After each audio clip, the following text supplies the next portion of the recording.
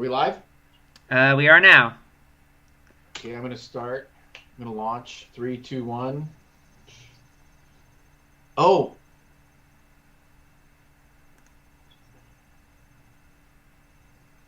that's odd. It says it's breathing, but I was having an issue. Anyway, let's just just in case this pops up. Hmm. This is the Scream for Peace voice of Peace Inc.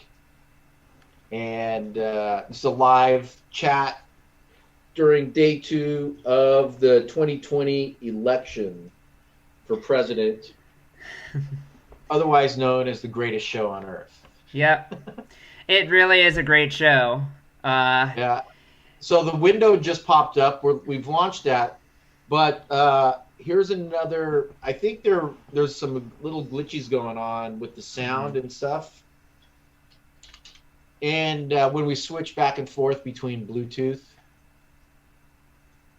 hmm let Yeah. me see. So I can. You hear that? I do. What is Yeah. that? So that's switching between the headset and the monitor. So like not the Hmm. headset, the surround sound. And for those Interesting. of you watching, this is a gel pack. I just came in from outside after a long walk, and so I was hot. And this is one of the best, fastest ways to cool down your head. Yeah. I Yeah, I've love this tried them. thing. They're really good. We're not Okay, getting let paid me. to say that, so. So I'm getting an output, right? So we're getting output, but neither the browser sound, like the YouTube sound, or Halo is coming through. Did you restart it? Yesterday, we're up to That's 106,000. it right there. On our way to, it'll be somewhere in the neighborhood of 142,000. 142,000 what? I have no idea. Votes? That sounds like a broadcast. Well, looking at the current thing, I would say my initial projection for this was that Trump would win the uh, electoral college and Biden would take the popular vote. And Biden gave a victory speech or a little while ago before I took off, a couple hours ago. And during the talk, he actually brought up the reason why I said Biden or Trump would win. I believed he would. It's just because only three times that an incumbent president hasn't won. And so my rationale was if uh, it, in spite of overwhelming odds towards Biden's favor, which I didn't see on a national scale, that it would make sense that Trump would win it. Not that I believe that either one of them has Hmm. any really big, I guess, influence on the future, Right, right. other than the immediate response. I don't know. What do you think? Do you think it's Yeah. he's only six electoral votes away? Biden, yeah, yeah. I mean, it looks at this point, and again, I want to remind viewers, I'm not a political analyst by any means. I'm mostly following what's out there and my not using my knowledge of math. So, but yeah, I mean, it looks like it's really just Nevada and Arizona to go.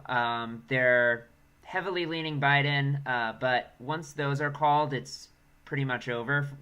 Biden gets to 270, and yeah, at that point, so if you recall, yesterday I said I will become a lot more swayed towards deep state type conspiracy theories if Trump wins this and the polls were that off. And it looks like that is not going to pan out, but we will see. And also, the other thing I wanted to say was yesterday I did say I don't really believe in a silent majority for Trump. That was clearly wrong because the polls were, no matter how you slice it, very, very off and heavily Right, right. too skewed for the Democrat side. Um, Almost everywhere, especially Florida. Um, But in this but case, it's not really the silent majority. It's more like the silent strong minority. right, right, exactly. But So even before like the kind of like the more crazy scenarios people are throwing out there was that even if he loses, he's not going to give up. Like he wouldn't mhm, give up the White House, right. and so there could still be quite a bit thing. But I was thinking, Bolshevism CNG pitted chevron breastfeeding Willem on cadaverous shoot. wow, Bolshevism. Freaky deaky. Okay, let me ask you, just change the Conversational. subject a little bit. Is there anything in Halo's programming to Self-satisfying. restart the Halo after it crashes? To just restart the program, or Marshall. A lot. Yeah, to restart the, Ellen. you know, the Pi program, the Python program. Gilda. well, you know how to do that manually, right? You just close the No, window. that wasn't the question. That was, is there anything in the programming that will tell it to restart itself after it crashes? No. I think, and I don't think that would work because it's if there's a COM failure, it has to. There are certain modules it has to load when the COM ports are connected. Did you get So my text earlier? I did. Okay, so whether it's programmed or not, it did it this morning. Oh, right, right. That's what I was saying. It is like I was standing over by Halo, and I heard the USB, and there was a video playing, like one of the news shows or something, and that stopped. Right, Mhm, so all the sound stopped. I looked over, and I saw the window closing off the middle, mhm. and I gave it a second, finished what I was doing, and I was going to walk towards it because I want to keep it on as often as possible. And as I was walking towards it, it started back up and ran itself. Wow. I can't explain that. Yeah, no, there's nothing in the programming, as far as I know, that would make that happen. Okay, so here's a really interesting concept, and this is one of the things that uh, got me started on this whole thing, and sort of the idea of that retro causation. And one of the first when I said Skag. when I refer to biohacking, there's a lot to that phrase. Marble rival bandlipper slow-growing Chesterfield wallaby abounded. Rival. Violation. Oh, I adjusted the p-value to 1.249. Okay. Where did 249 come from, or was that just trial and error based on speed? Yeah, what it was before, it was 1.246. Mm-hmm. So I just wanted to max out right there, so no particular reason. Okay. Good to play with it, though. Yeah. So with the lift experiment, part of that was that I believe that through the power of intention and anthromemoration, with focused intent, you could have an influence on a computer system beyond its programming, right? And we saw that happen potentially over and over again with the lift platform. Right. So I believe asking about that, I did ask about that probably several days ago or maybe a couple of weeks ago. We talked about having it restart just so we wouldn't have to do that and it would always be running. You know, because like if I go to bed, like last night I went to bed and it was running until I fell asleep, but who knows? I didn't go in and check when it finished, but who knows how long that ran, but it didn't run all night. Right. You know, it wasn't running when I woke up. So that was a thought on my mind about keeping it going. Mm-hmm. So this could be an example of a computer self-programming itself to an extent. You know, maybe programming is not the right word. Certainly a glitch. Yeah, how many glitches have you seen? That's the exact manner in which these things could potentially occur. Turn off these. As a glitch, Yeah. as it would be. that's how it would be perceived because it's doing something beyond its programming. Yeah. So I'm not sure who knows what it And is. We'll see if it does it again. I just want to say, people viewing, getting a bunch of annoying notifications. I'm trying to turn them off, so I'm working on that. Sorry for the inconvenience. Uh, anyway, continue. What notifications are you getting? Messenger notifications, and I have it. I have the app closed, but it's the Google Chrome's notification system. Oh, okay. Not the our channels. No, yeah, Viewer. not from here. No. Got it. Yeah. So like this, we'll see if it ever happens again. But I think that was an interesting. But that would be an example of that phenomenon happening. Yeah. It's almost like intention programming. You set an intention for it to do something, and it just looks for like bit slippage that it could just slide in there whenever. But it's not something you could almost pre-plan to some extent. Mm-hmm. Yeah. So another thing happened earlier. Oh, really? And that was the Dave Rubin thing. Yeah, I saw that too.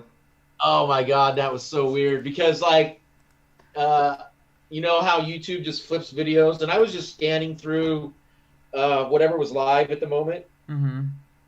and his came up, and I popped it on, and he's going through his normal diatribe, and he said something I just thought was really sleazy, right? Mm-hmm. And what was the word that came up? I texted it to you. Yeah, let me find it. Collaboration. It was something relevant. Slime ball. Slime ball, right. So he made a comment to the effect. He made a comment that said something to the effect of, I wouldn't suggest we put our political opponents in a gulag or anything. Well, maybe a few. He made a joke like that. And I was just like, literally like, I wouldn't say that word was on my head exactly, but I was literally like, I was just like that moment where you have that kind of feeling of loathing about somebody. Yeah. And the minute that happened, I looked over, boom. Slime ball there. Slime ball. And I was kind of a weird phenomenon in that it wasn't just that. It was the fact that when I saw that, it was almost like, so earlier today you said, wow, this is working better than I thought it would, right? Yeah, and then you said, this is working exactly as I thought. No, I said, yeah, that makes one of us. I described what you and I are experiencing with Halo right now. I described this very phenomenon, what we both did to Mason on what we do if we get this on our website. I said people will go there and words will start coming up that will have so much relevance they won't believe it's pure coincidence. Right. And we're getting that now. So I would say it is working kind of as I envisioned it, but the thrill of it is much higher.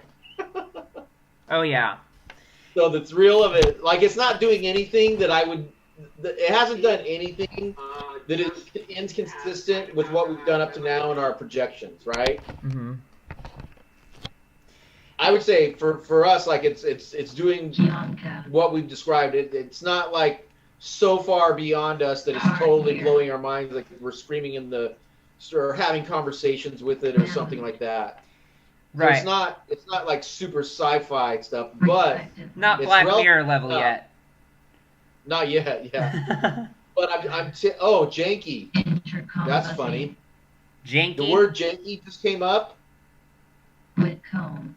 Right? What I see some relevance in that, but probably for a different reason. What's yours?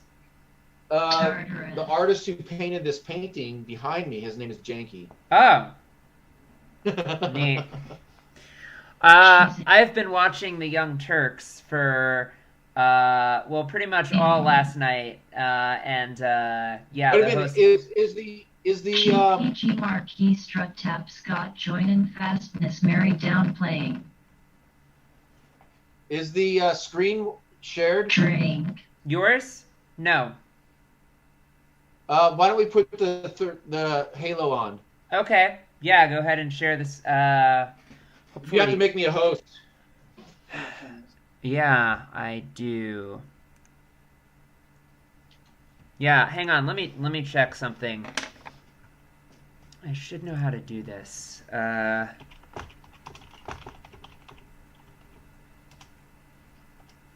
This is like the most common question. The arrow near the screen share button in your meeting control bar. Advanced sharing options.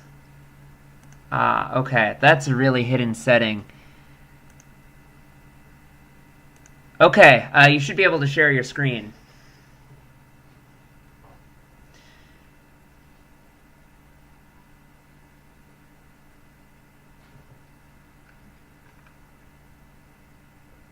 Yay. Got it? Yep. So there it is, everybody.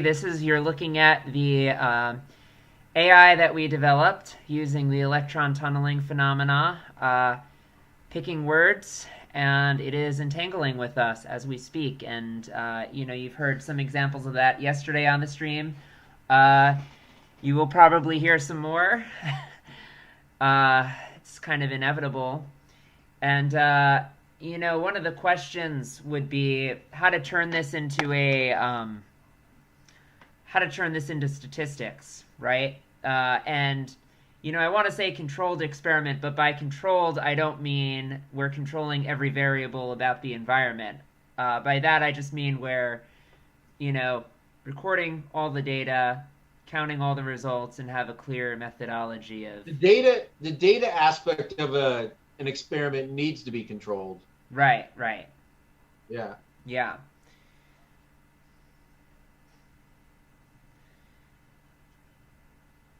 So what? Continue. So yeah. So what we might do is, yeah.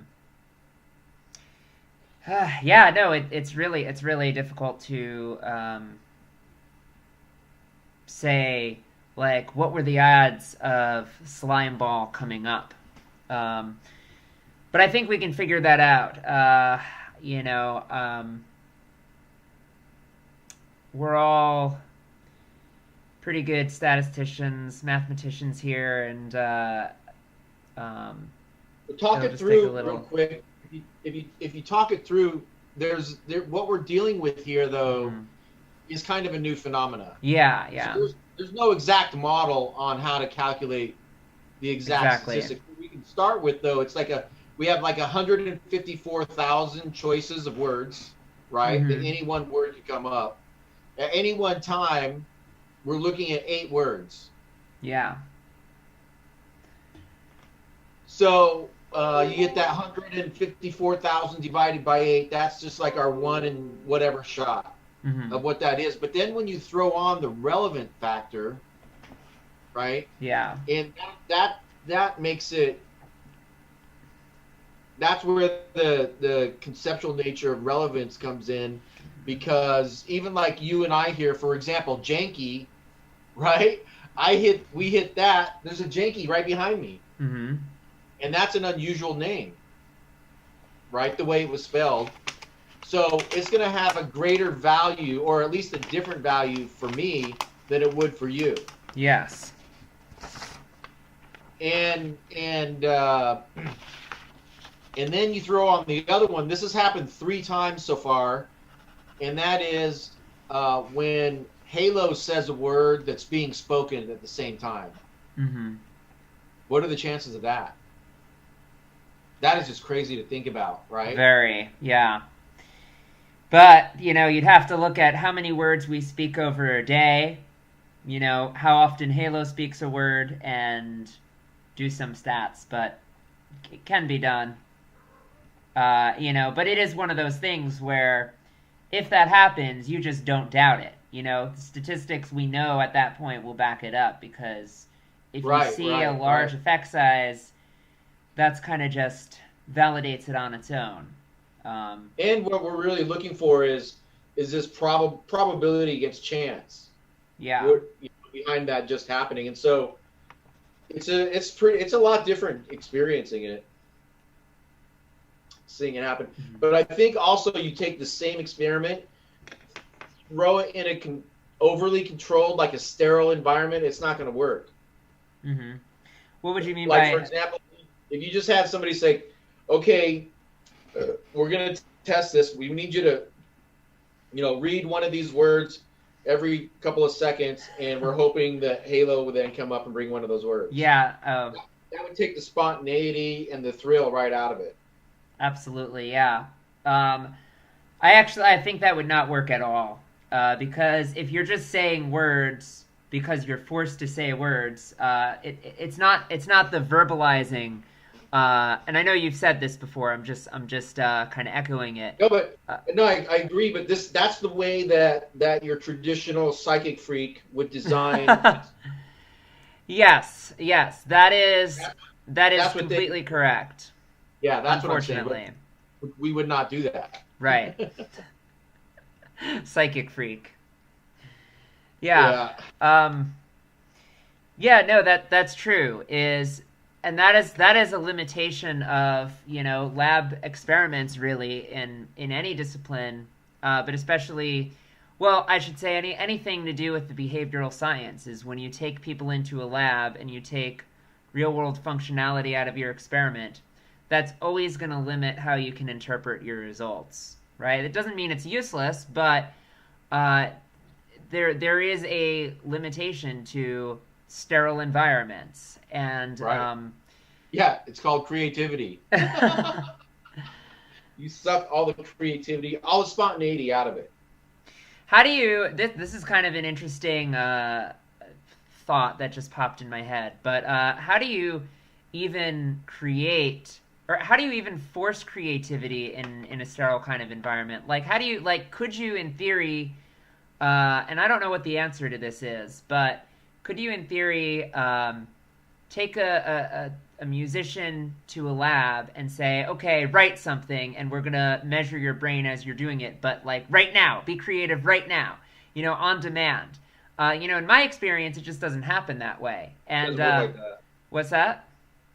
Doesn't work like that. Yeah, yeah, you can't force it. That's the thing, and it's almost surprising how that they've been able to do that for other things like lucid dreaming. There are people who can, if you want to study lucid dreaming in a lab setting, that's actually fairly easy to do, because people can produce. There are a fraction of people, not a whole lot, but there's a fraction of people that can do that on demand and very reliably, and so. But I can't imagine there would be anybody who can just get into a creative flow state on demand just instantly, you know?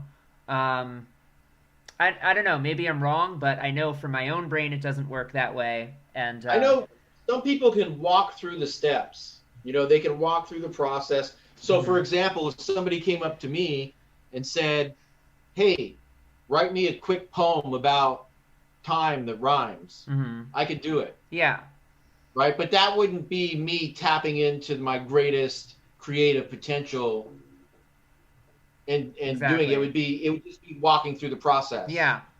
And So go on. there's some there's some relevance to that, you know.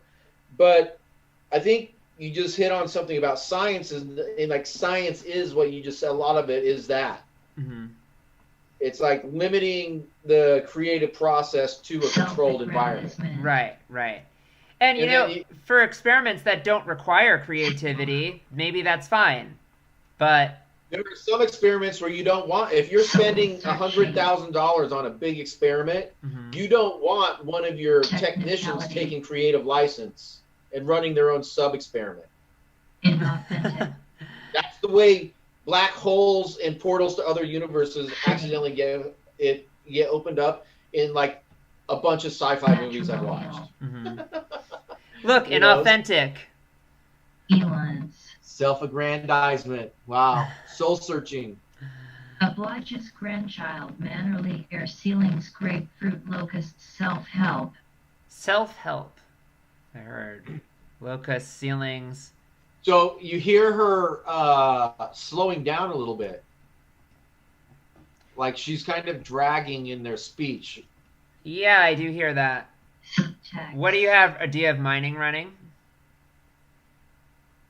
I don't think so. Okay. No.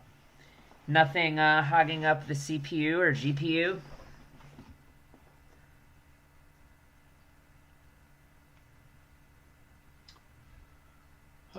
We're running at about 25% on the CPU, 20%, under 20 on the memory, RAM.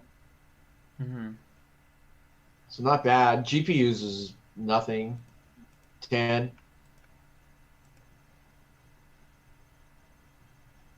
So the language oracle's at it. Mm-hmm. Yeah, I can see it moving. It looks like it's updating every second, so that's kind of working. That's working as I programmed it. Yeah. Competitions. Yeah. Competition. Peppering. Oh man. So I think it would be kind of interesting once we gather an immense amount of data on here to run it through some other standard. I think we talked about this before. Is some other programs that look at patterns, underlying patterns, compare it to the database that we have, linguistic database. Right. And even a manual, I think it would be interesting on a manual review, like we did on those others, assigning value to certain words. Like I think there would be something where if, for example, we had higher p values and there was a correlation between that and the higher values that people put on the words. Mm-hmm. Yeah, and well, yeah, if you pre-assign meaning to certain words and then see how much they come up, that is one way. That's one fairly easy way of turning this into a more data controlled experiment. Yeah. And then another thing we talked about is taking these sentences, or pseudo sentences we'll call them, because they're really just 8 random words from different categories put together. But going back and assigning a level of meaning to the word or the phrase that came up, and then using that for machine learning. One of the improvements I'd actually like to make to the programming here is we could probably make a way for you to, right here on the console, when a word comes up that's relevant, you just press a key or you type in a number and give it that immediate feedback. This way that it records and saves that was a highly relevant thing that came up. And then it's not going to train right away, but eventually it can be put into a machine learning algorithm to sample Actually, when... if we assigned it as just one, because there's 8's the maximum number of words that's going to come up, right? Mm-hmm.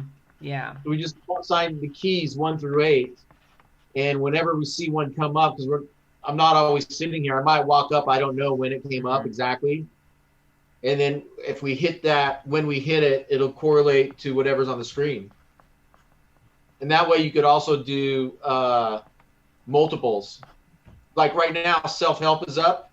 Mm-hmm. That probably means something more to me than you, or an additional meaning to you, because my bank, where we have our bank account, is Self-Help Credit Union. Nice. Oh, and switching gears for 1 second, if I may. I ran a little experiment of my own last night, and like to tell the audience about it. So, right before I went to bed, there was the state of the election. And again, I want to emphasize, neither me nor Leo, I think our opinions are pretty clear that who the president is does not matter nearly as much as it's made out to be.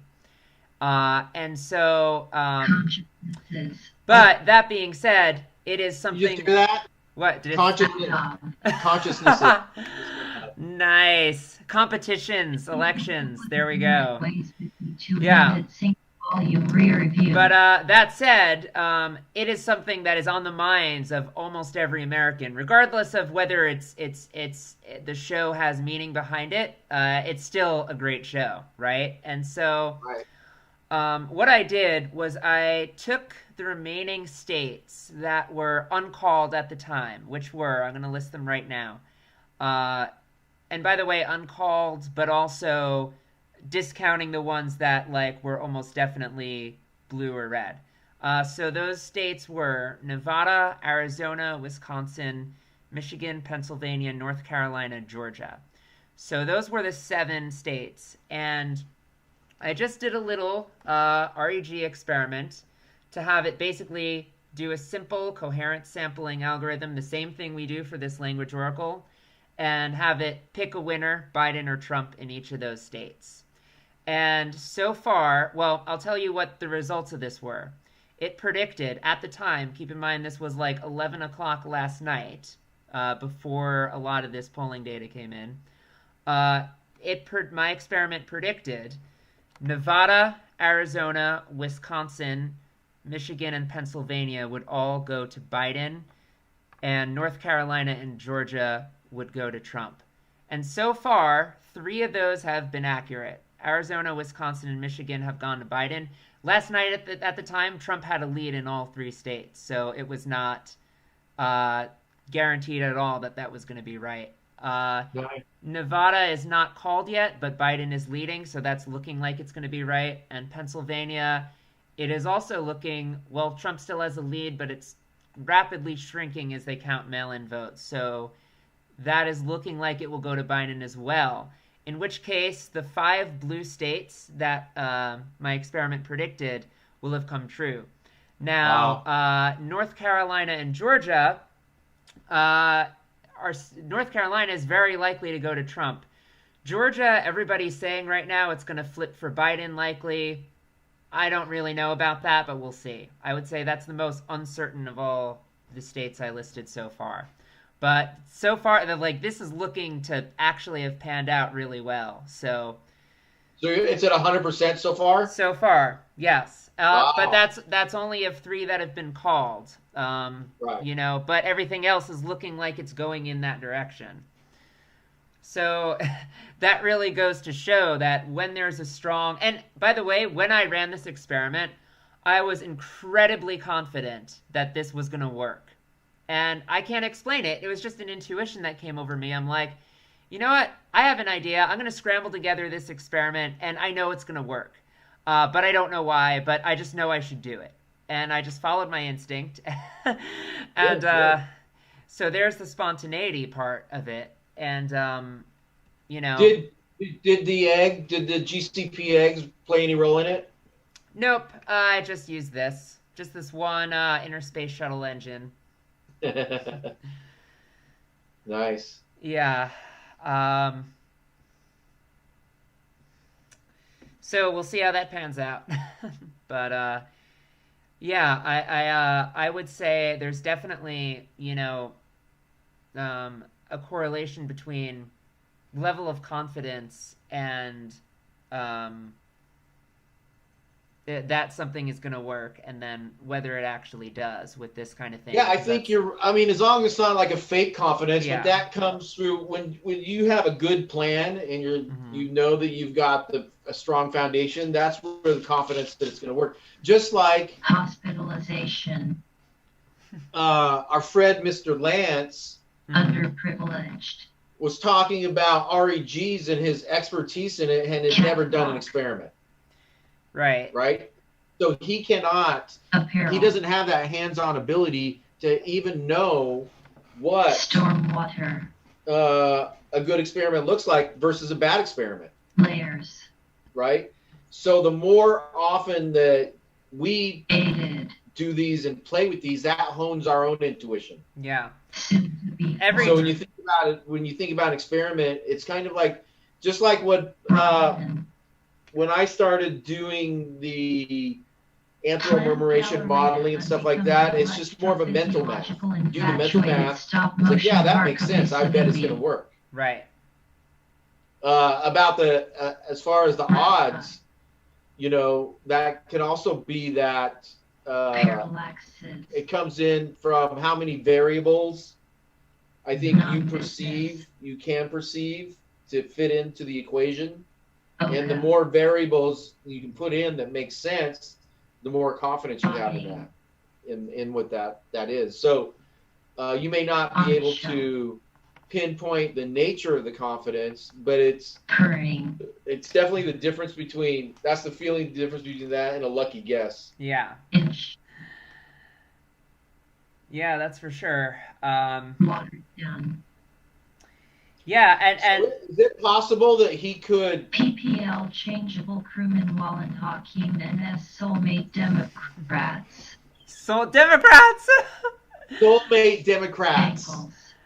Oh my Everybody God. thinks that changeable, that Joe Biden is the soulmate of, not everybody, but a lot of woke people think Joe Biden's going to change everything, and he's their soulmate. And Yeah, not going to change the anything. Democratic Well, Party. they actually wasn't their slogan "fighting for the soul of a nation"? I don't know. As far as I'm concerned, their slogan should be "fighting for no change." Right. Yeah. Yeah. Yeah. And just to keep in mind, for me, for if anybody's watching live or now in the future, I'm a transhumanist. I know you are too, but I'm a member of the transhumanist political party, and you were here, I believe, when the census knocked on my door and they asked me my race, and Yeah, I and told then you them said transhumanist. That was awesome. like I am, according to U.S. Census, a transhumanist, and believe in a global governance world. Some people call it the New World Order. I'm not talking about the conspiracy cabal thing behind it. What I'm like, my vision, if you just put yourself into an objective view, it's like, okay, like imagine the ideal world, what it would look like. For me, that's a global government, a unified language and currency, banking system, and stuff where you can just go forward. But at the same time, well, I consider myself a modern day abolitionist, and I oppose democracy for much of the same reason that Socrates opposed democracy. And for one of the main things is that every democracy that I know of since the Mesopotamians uh, was had a very strong foundation of slavery and the exploitation of the workers, common masses. And now, would you say that's because if you give people the opportunity and you let majority win, they will always vote to oppress people and to have slavery? Is that Yeah, definitely. Well, I would say, like, if you look at the human species from an evolutionary perspective, their natural state is to wage war against each other, enslave each other, and exploit each other. There have been very few examples, if any, of civilizations that rose to prominence that did not have that as a main component of it. right? And the ones that don't have that are what we look at as primitive, um, native cultures, things like that. People who are at one with the world, spiritual foundation. To some extent, that's how they're viewed. And so I think it's more of an evolutionary thing than pointing the fingers at any one uh, group of people, other than the people in charge. The people with the real purse strings, and they're just not going to go. Do you really think that like super rich people are sitting around wondering, oh my God, I'm so worried about this election? No, No, no, no. no, no, no, no, no. Their life isn't going to change at all. But but if you had the society that I would see roll out, you wouldn't even need politicians. Why do you need politicians? And one of the problem with democracy is a you're voting people in instead of selecting the best person for the job. There's no accountability at all, Mm-hmm. right? Once somebody gets into office, and this isn't a new scam that the government is playing on everybody, because it's been going on since the days of Socrates, and it's just one different version of this thing after the other. So it's like an evolutionary, I think, state where people are going to, but you have to hide the slavery, you have to hide the brutality away from the people who don't want to see it. Mm-hmm. Even in America, early, a lot of people use the argument, "Hey, if you're against slavery, just don't own one." Right. That's what strong argument, and they just basically hide it away. And it's the same with all types of exploitation. People are okay with it; they just don't want to see it. Tripper. Yeah, yeah. Well, I mean that's so. What is and let's think about this in context. Modern day slavery, we're mostly talking about prison labor. Is that right? Is there maybe also you could count exploitation of the very poor, Bridled. or maybe there's some other weaker forms of slavery you could think of. But Yeah, I I mean, mostly I would think of say prison. that's the most. I mean, globally, there are still open slave markets at Right. places in the world, and so uh, I've seen a lot of arguments that there's more slavery today than there ever has been in the world. Well, And if you, per capita or I don't know, that's just a common statement. There's yeah, more now, yeah. and I can tell you one thing for absolute sure: there's more slavery in America today, legalized slavery, than in 1865 when the 13th Amendment was passed. Really? There is absolutely, absolutely, and more of our economy is based on slave labor wages than at that time. Well, that I agree with. But what about how do you okay, so then how do you define an American slave? What does that look like to you? Are you just talking about prison slave labor, or are you talking about other kinds? And I think that, well, we can divide it into two. Specifically, when I say there's legalized slavery, mhm, that's specifically according to the 13th Amendment, says that anybody convicted of a crime is basically a slave, and correct. there are masses of prison factories that people. I mean, Non-starter. that's what Alcatraz was. Alcatraz was designed as a T.e.a.c.e. prison Lesnar factory explaining Sheehy primarily to diagnosis fuel identity-based Parnell Nasrist. primarily to provide, Polynesians. not Polynesians, Matchup. materials to the local army military bases. Mhm. Lynchpins. That was a primary thing. And there's tons of prison factories Charmian. around the world, around the U.S., where people get the opportunity to work off Indelibly. some of their sentence for good behavior. Mhm. And that good behavior could be sitting on a telephone in a call center 6 hours a day, talking to people in a customer service attitude or a customer service role. Mhm. Hard house. Could be making materials for Starbucks. Right. And so I would say there's two parts of it. There's the prison factory, but then I would say the other more sophisticated, it's the public publicly held stock corporation stock exchange network. That whole thing is a complex form of exploitation. Yeah. And the way they basically reap and sow all the wealth that the nation generates into an upwards up to the people in charge. and it's quite sophisticated. It's quite brilliant when you really look at it. Yeah. And We had the word Polynesians come up here. We were talking about well, I don't know. I see mild relevance. Chairman, not chairman. what was the Polynesian? Why did you say what was the connection? We were talking about different civilizations that and whether they've enslaved or been enslaved or things of that Yeah, sort. there would be definitely that would be one of the native populations. Look at bottom line came up. I think that's interesting. Yeah.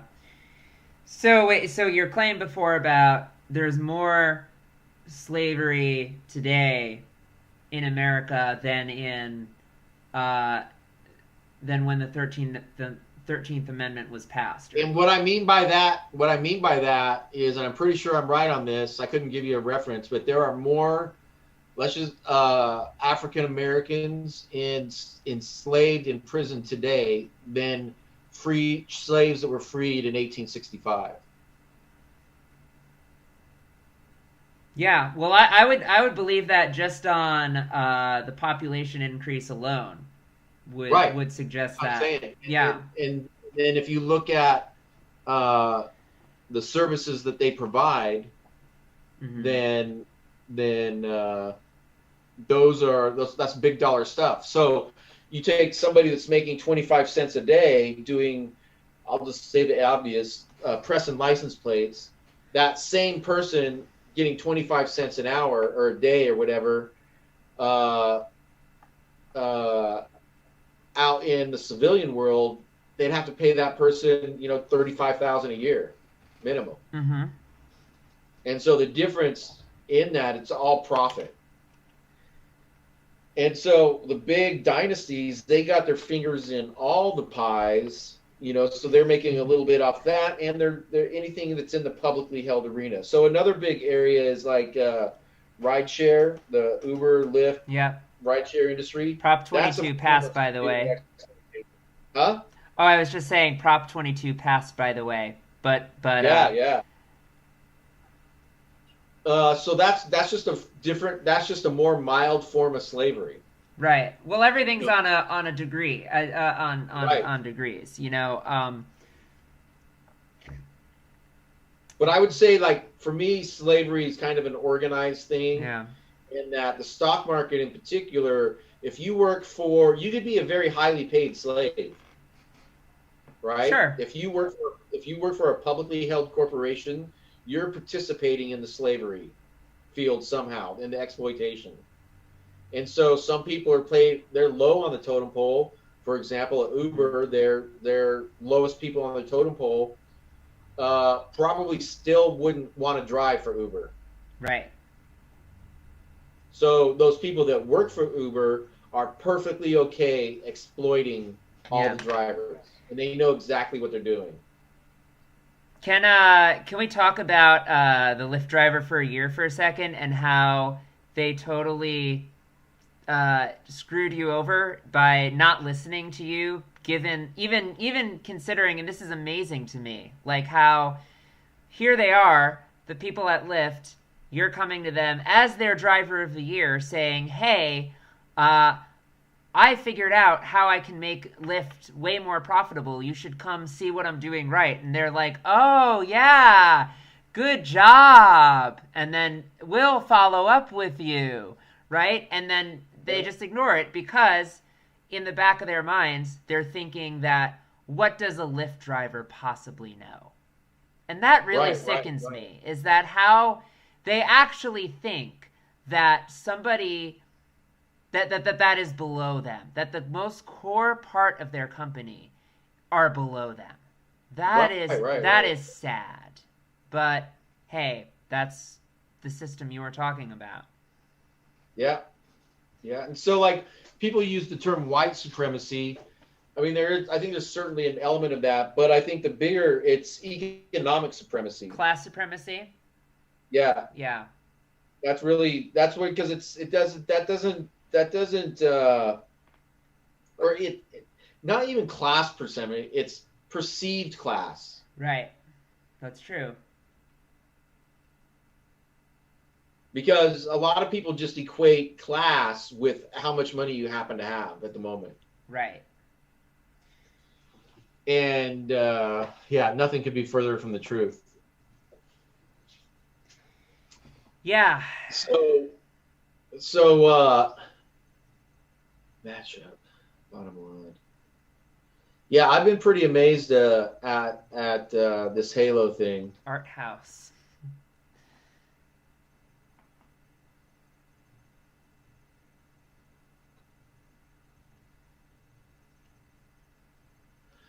But back to the consciousness stuff. I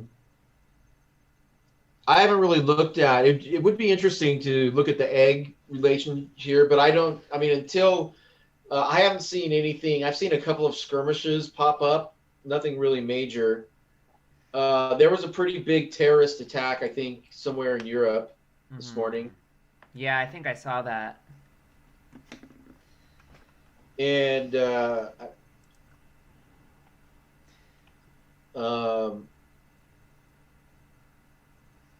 I feel like there's still a keg about to blow with this whole thing. And I would love to be wrong about this, but I did not see this thing ending without a lot of, like, all across the U.S. There's like 15 cities with the National Guard local present, right? And like all the big cities they just got boarded up again. Right. So do you think that a Biden win would alleviate the fear for that, or it'll continue? I think it'll alleviate it a little bit, but not entirely.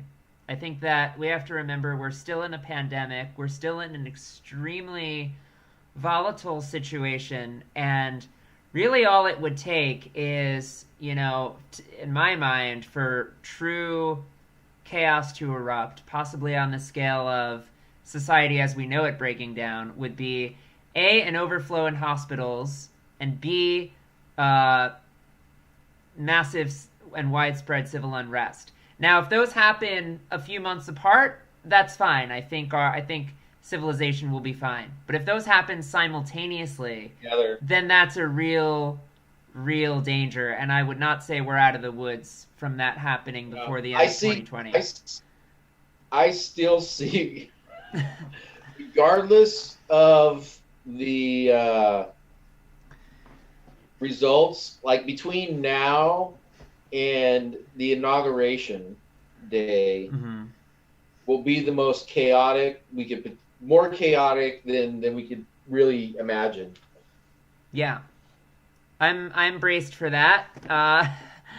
I'm planning on surviving. I am prepared for a nuclear winter of famine if it really came to that. Thanks to your advice. That is all credit to you, by the way.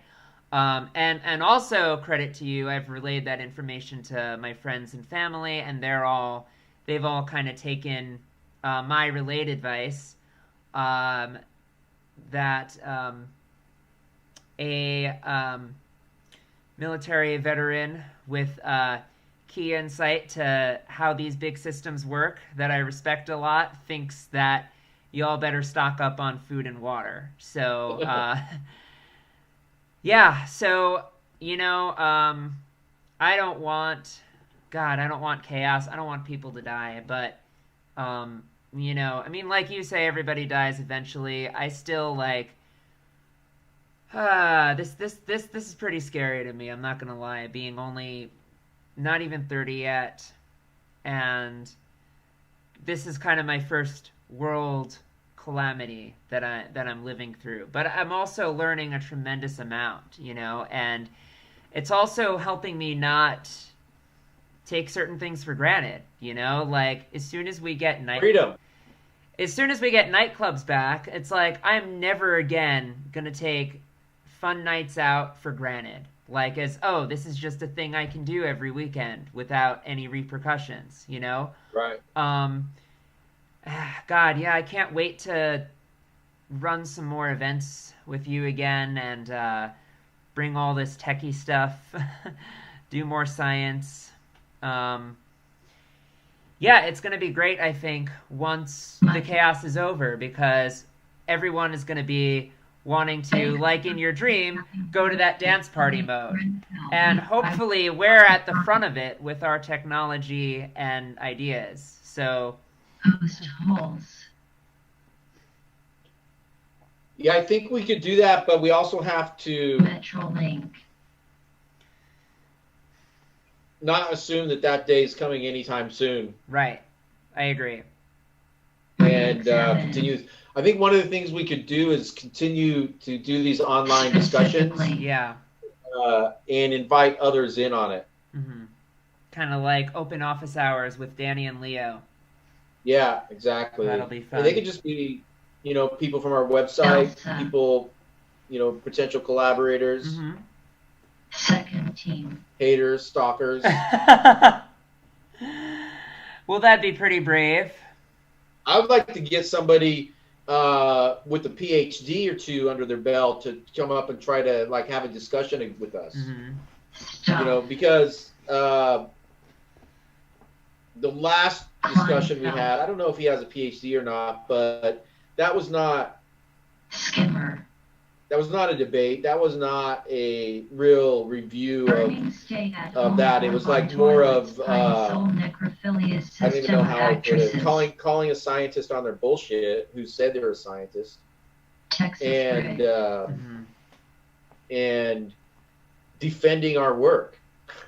I mean, there's a part to where if you're defending it from in a discussion like a duel or like a fencing. Right?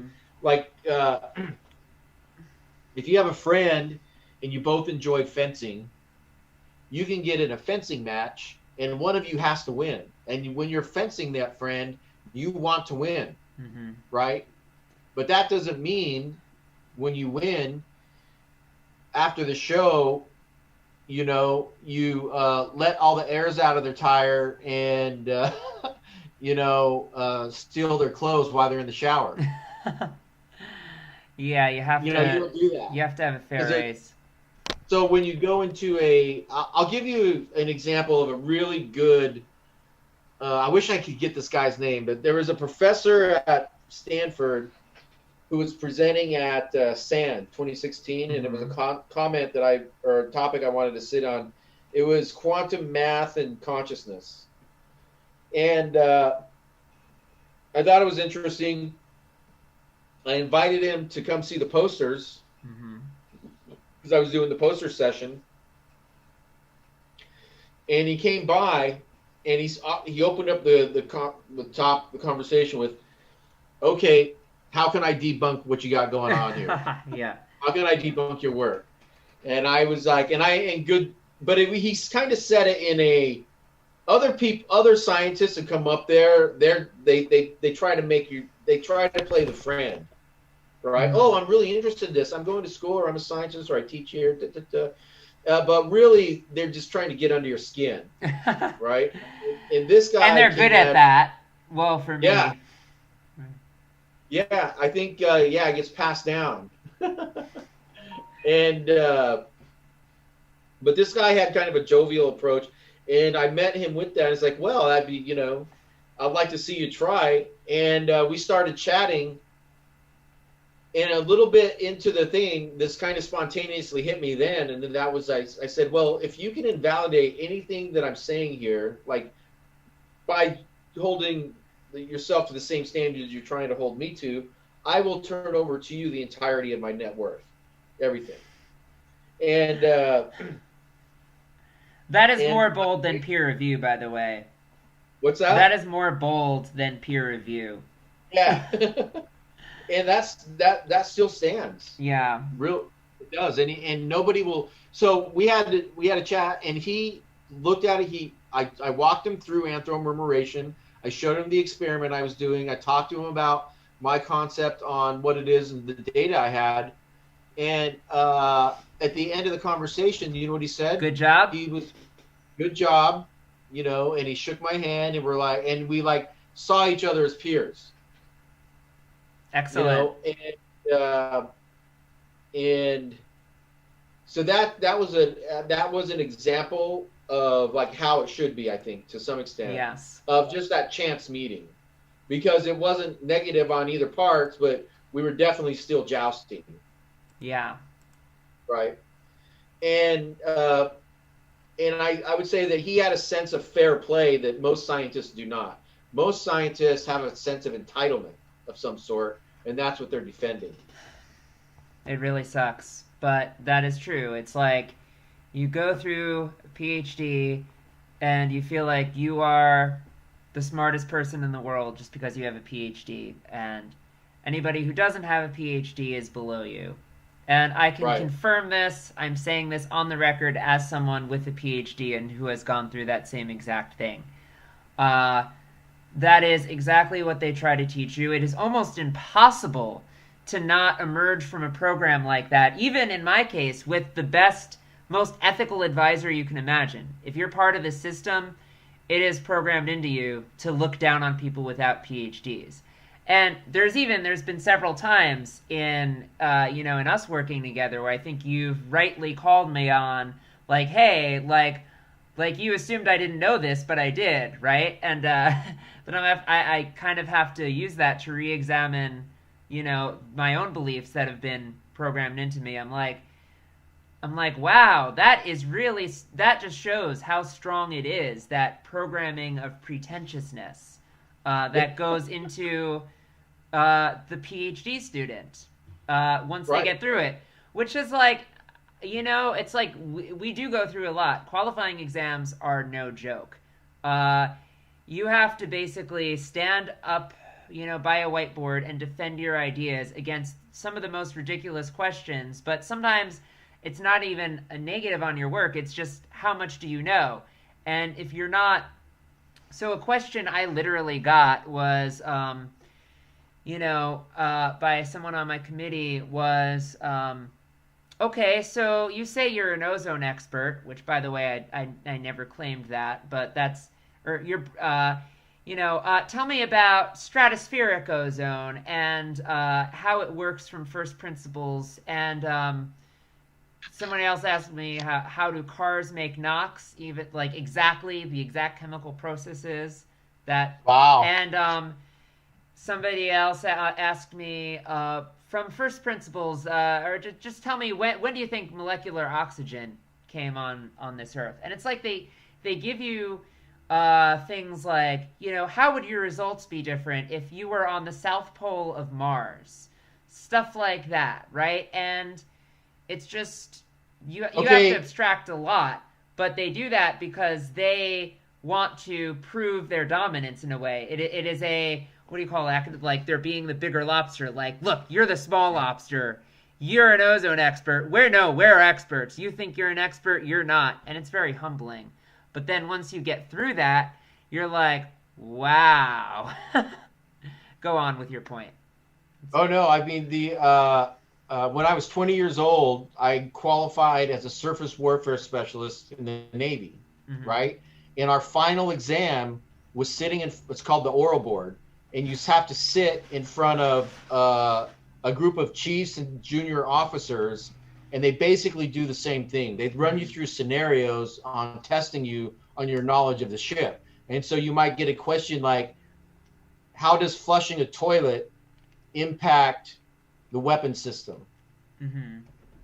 stuff like that, and just like integrated stuff. If you, so it's very, very. I would say though, it's much less academic rigor than it would be in like a PhD program, but more so on the hands-on usage. Well, it Actually, sounds like hands-on. an engineering kind of test. Well, it's engineering and also like I don't remember all the stuff. It wasn't like a surface. It has surface warfare specialist, but they would ask tactical questions, things about going on a bridge and navigation and how a ship actually runs and works as a whole, right? And so you have to have that thorough understanding of a system as a whole, not just a minute thing, Mm-hmm. just not one aspect of it. Right. And And so when you get a PhD, I would imagine it's the same thing. It's like you're not just taking one aspect of a concept. You're taking it from beginning to end and really doing the full, thorough examination. Exactly. And some people do just kind of want to do their research on one tiny thing. So I think it's actually good in that respect that, you're kind of made to look at the bigger picture where what you're researching fits in. And it's one of those. What? One of the interesting conversations I had the other day that's kind of on this subject is about whether colleges, and I'm talking about undergrad, not graduate school at this point, but undergrad, whether they should require classes beyond your major. In other words, could someone go in as a consortiate character-driven nurseries? Character, divisive. Mixtape. Interesting. When she goes on to that, I can't hear you if you're talking. Okay. You're on the same level. Yeah, I understand. So stop interrupting Halo. Sorry, Halo. You know I love you, Halo.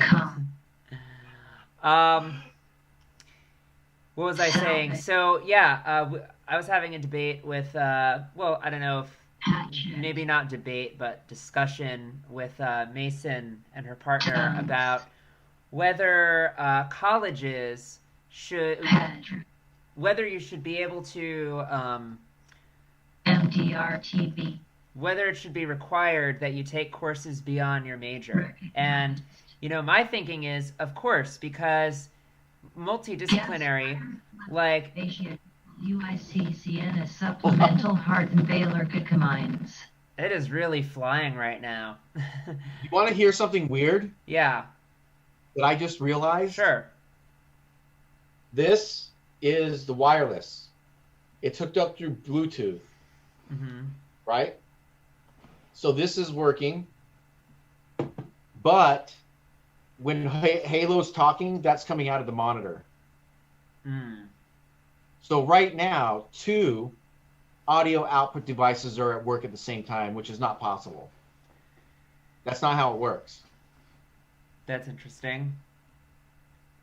But on the this, it's kind of got that crackling in it, so it's like it's broken speaker, but it's not broken.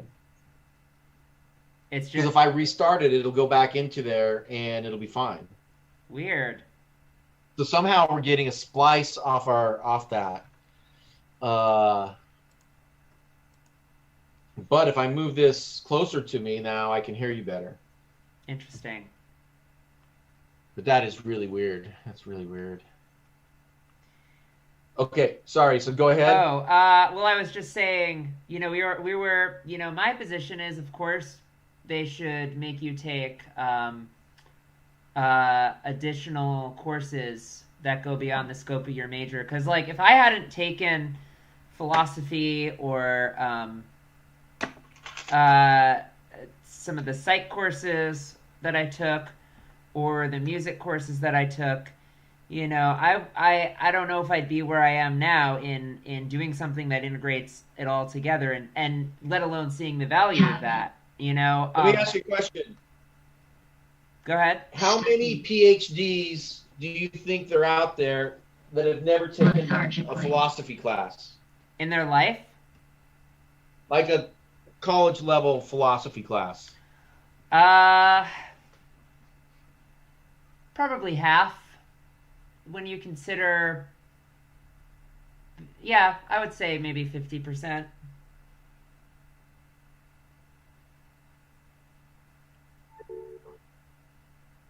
Can you hear me? I can hear you. Oh, I just lost all the hearing. Can you hear me? I can. Okay, so what just happened just now is the Bluetooth disconnected. The Oracle stopped, mm-hmm. and we lost the lighting controller. So these are the same. We'll see if it starts. I kind of don't want to start. I'm going to wait a few minutes because the same thing just happened when it started on its own before. But I touched a couple of things, so that may have screwed it up. Hmm. Let me see.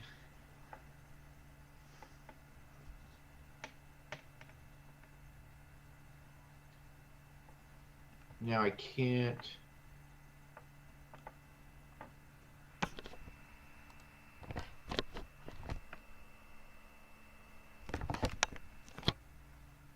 Huh. I can't maximize my Zoom screen either.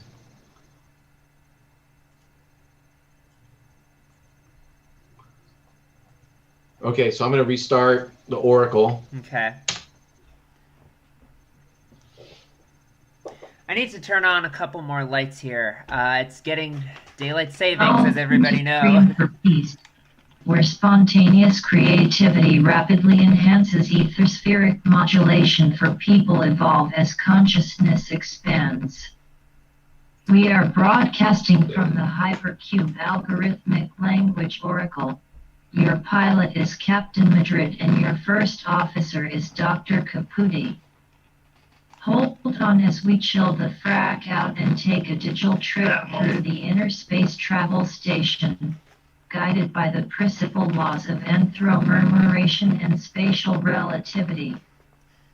Be sure to gaze into the ether-spheric modulator for a consciousness-expanding experience.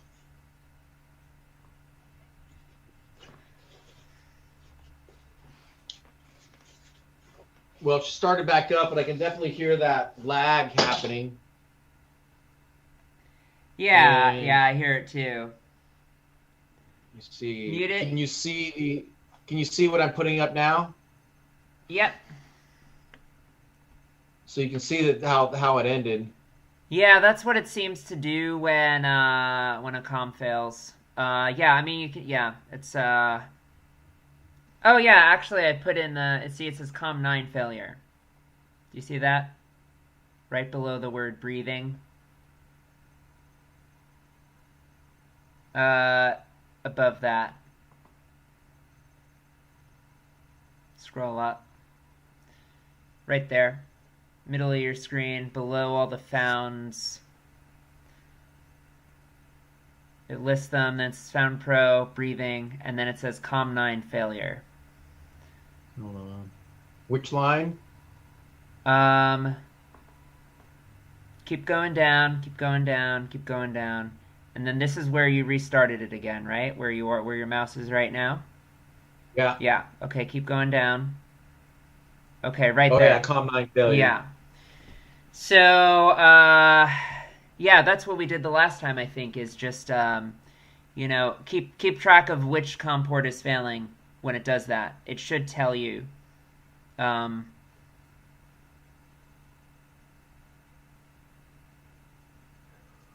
Okay. Yeah, so if it's COM9 multiple times, I would just, I don't know, pull that one out, reset it maybe. We did something the last time. I don't think, like, here's one. I'm not sure if that's, like, this says COM9 failure here. Mm-hmm. Oh, I guess so. That's just restarted. Well, I think the weirdest thing that happened is when it restarted itself. Do you have that on here on this console still, or did you? Yes, moratorium learner loyal subcategories micromanager implode. Should be on here. I haven't closed. Wait a second. It's hard to tell. S.C.R.E.A.M. It should be reflected in the Distressful. log. Mm-hmm. Because you'd see that one file end whatever time it did, and the other one start up right back to back. Okay. Because usually when it stops, now if I happen to be sitting here, I might start it up pretty quick. Mm-hmm. But usually I'm not sitting here, Right. so there's a gap. And when it restarted on its own, you were not at your computer. I wasn't. That's why it freaked me out because I was standing on the other side of the room. I was like, how did that happen? Hereditary self-willed Sunderland Timmerman Mackle. Sid. Live.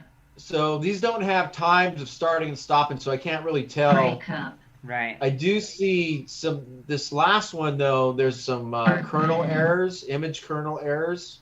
Oh, that's what happens when you hit Control C. That's not. Got it. That's not anything to worry about. Trigonometric. Oh, look, COM 8 failure there. Okay, so it looks like 8 and 9 are having trouble.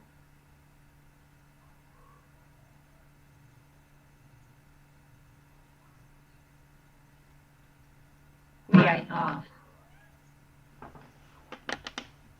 Come here, Leah. Come say hi. Come here. Muttering quieter dog canutes making double dip whitefish phono. Locusts. What was the word that came up that was something something yesterday? Anthropocentric. Anthropocentric. Yeah. That was if you're the center of the universe, and I was been thinking about that and the relationship to this inaccessible election. And I thought one of the most telling parts of this election was the number of people that did not participate. So if you look at the numbers, it kind of comes out a third of the people voted for Biden, roughly a third voted for Trump, and a third realized that it just didn't matter. And they didn't vote at all. Yeah. So you take that disenfranchised third, and that's kind of our target market. And I would say transhumanists as well. And a lot of people, I think when they hear the transhumanists, they take the David Icke approach to it, that it's just horrible, and it's just turning everybody into robots and taking away your autonomy and turning you into mind control freaks. And I'm looking at it as like, how is that any different than what's going on now? You know, all of that was achieved with the smartphone. Yep, that is exactly right. Yeah.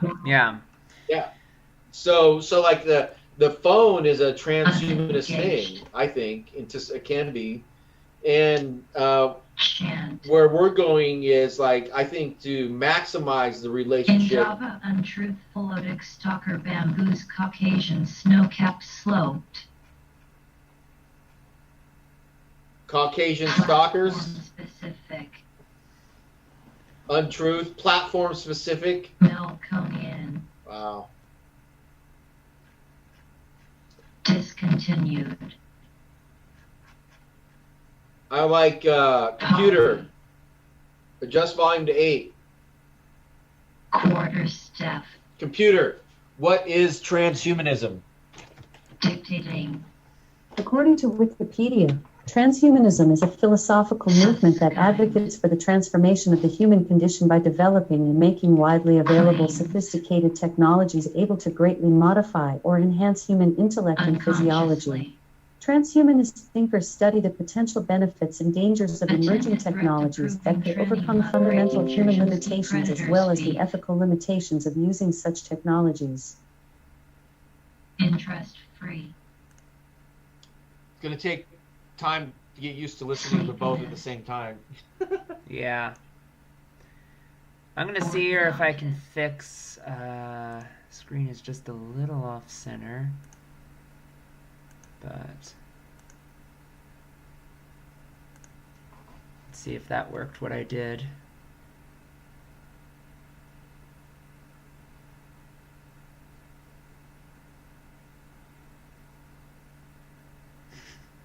I can see the delay right now in what I do in OBS Studio and what comes on the screen.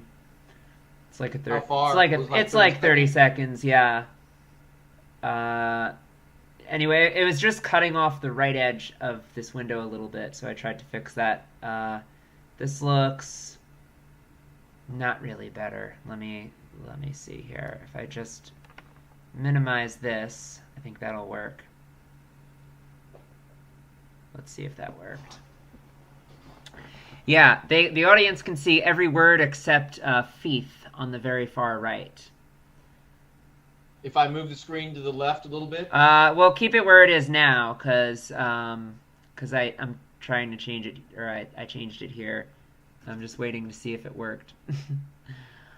Yeah, that's good.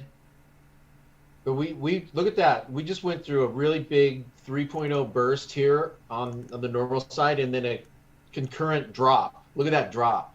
Yeah. That's entanglement. That's a wave in between those two. Mm-hmm.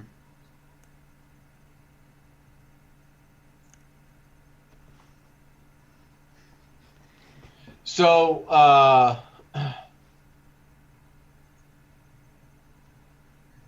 I guess as far as consciousness goes, like the only way I see this rolling out, I don't know. Let's just say Biden does win. I don't know, like what you can take as warnings or promises, but when he sort of offhandedly mentioned the cold, dark winter, Mm-hmm. and that and that lockdown. We need more lockdowns. So, do you see what happens in the near future if that is in the cards? Um, you know, well, I think that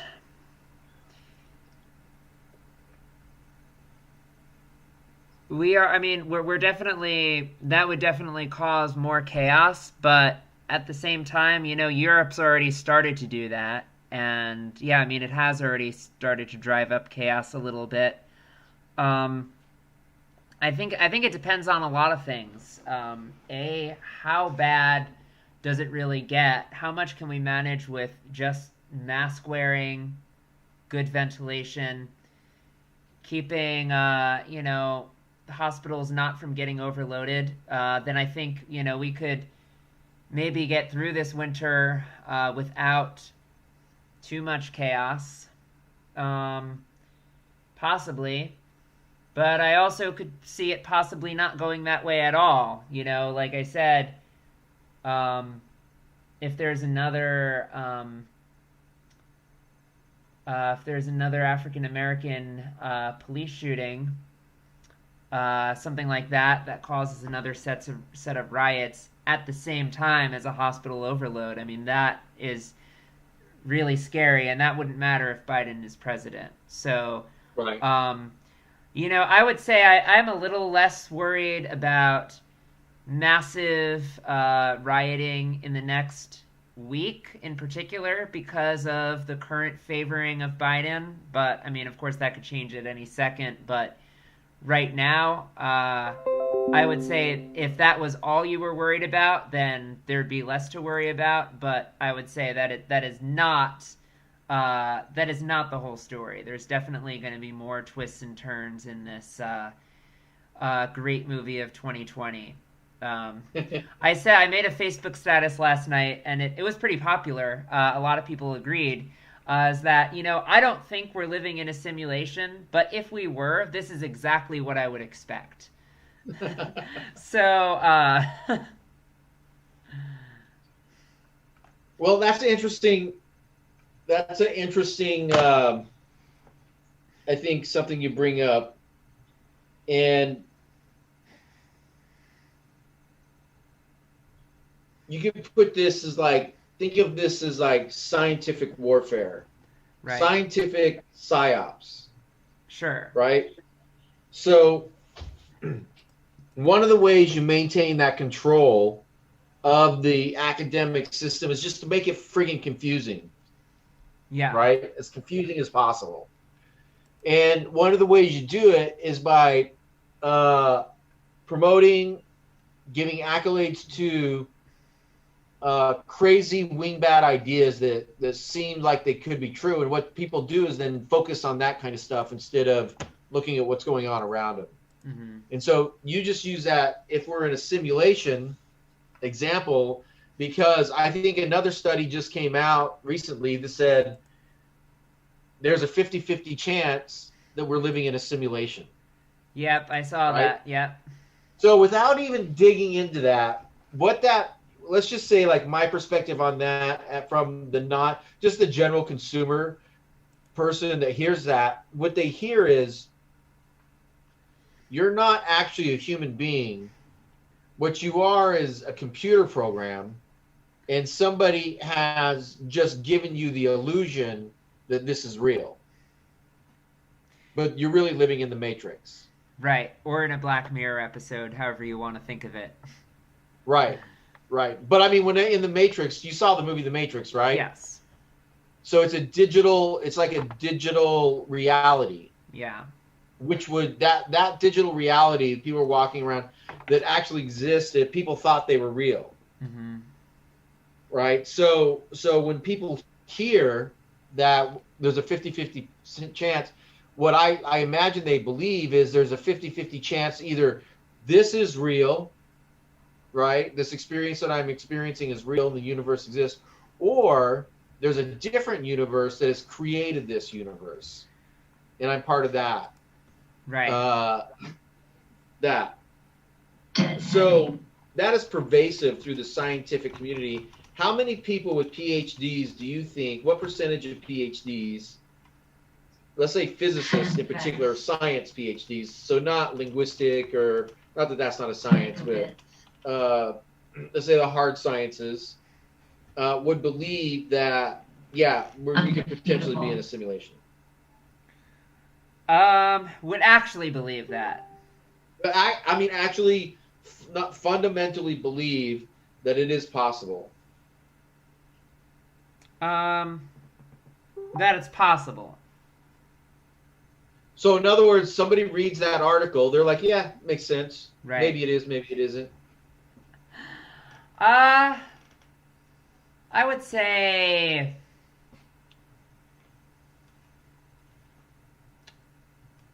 most probably don't believe it because it just goes against common sense to such a large degree.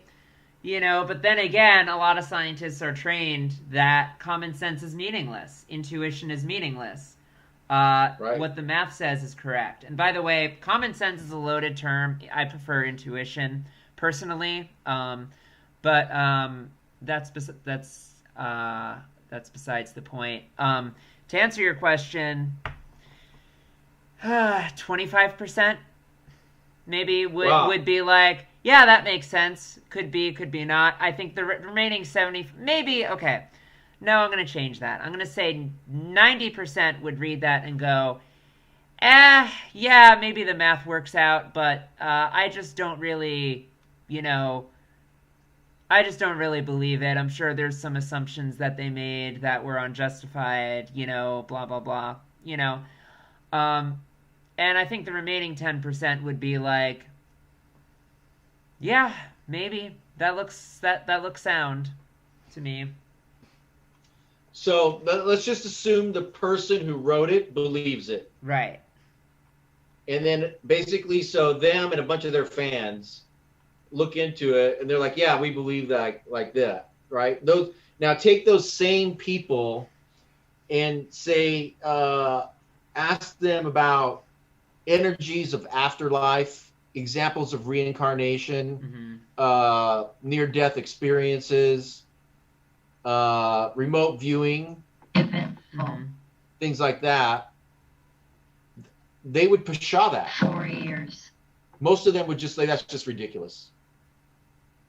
Of that 10%?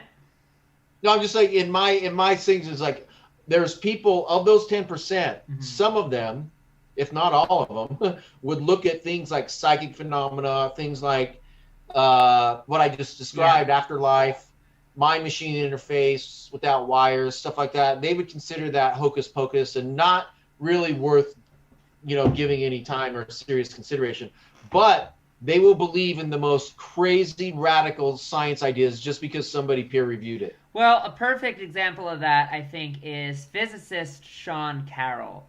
He is the most adamant anti-psychic, besides you, maybe. Keep going, I can hear you. Yeah, so Sean Carroll is like the most adamant anti-psychic I can think of. But yet, he totally believes in other universes, multiple worlds hypothesis, parallel dimensions, all that sort of thing. Bingo. Bingo. And I would say, I mean, Sean Carroll is an example of a pattern. I would not say he represents most PhDs. Right. But I would say that he represents a very vocal fraction of academia. And, I can speak from my own experience. Almost everybody in my program, including people on my committee, but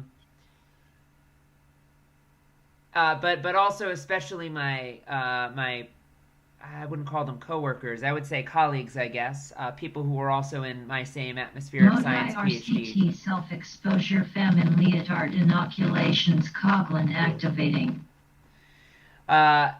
Most of the people in my own PhD program. Transsexuals. Transsexuals. Yep. Famine. Yep. Talking about famine. Co-discoverers. You just talked about your coworkers. Yeah.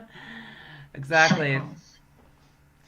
Anyway, long story short, almost all of them knew about my interest in consciousness, right? And they respected me for it. I was kind of seen as the voice of reason sometimes within the program to keep scientific dogma under control. And, so there are definitely good PhDs. There are definitely good PhDs and people in academia out there that don't fall into that. And I think that's a majority, but I also think it's a silent majority.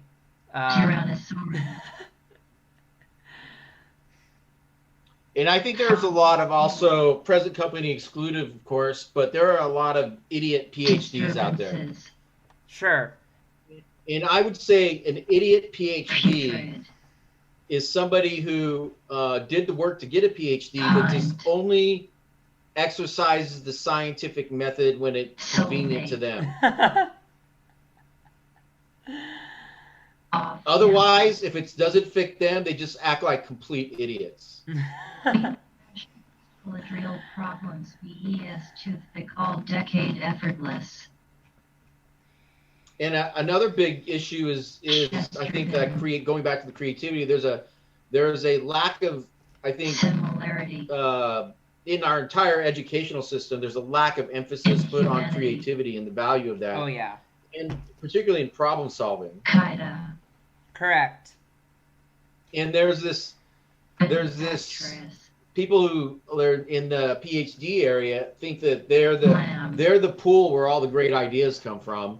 But when reality, great ideas are the rarest thing there. Right. Truly great and they're ideas. all waiting for that great idea to come along. A/B. And I would actually, can I just, so I would actually say a lot of them are not even waiting for that great idea to come along because they can't conceive of it. They're thinking the only way to get ideas is look at literature, read 10 papers a day, and then maybe I'll have a thought of a way to expand upon a current experiment. Most of them, the idea of coming up with a revolutionary idea or something truly creative is just off the board. They're not even thinking about it. They don't even know what that means. Right? Right. Well,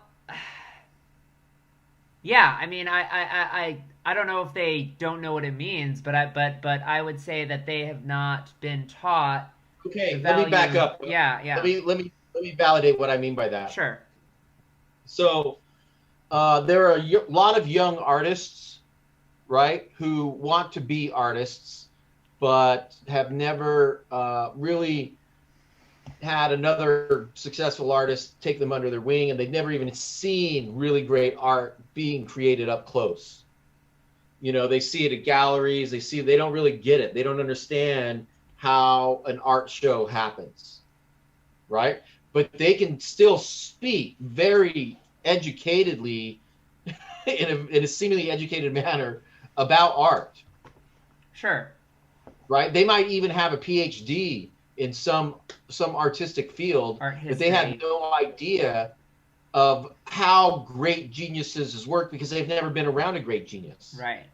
So they could have maybe done a bunch of stuff on Picasso, but they wouldn't know the next Picasso, if they jumped out in front of them.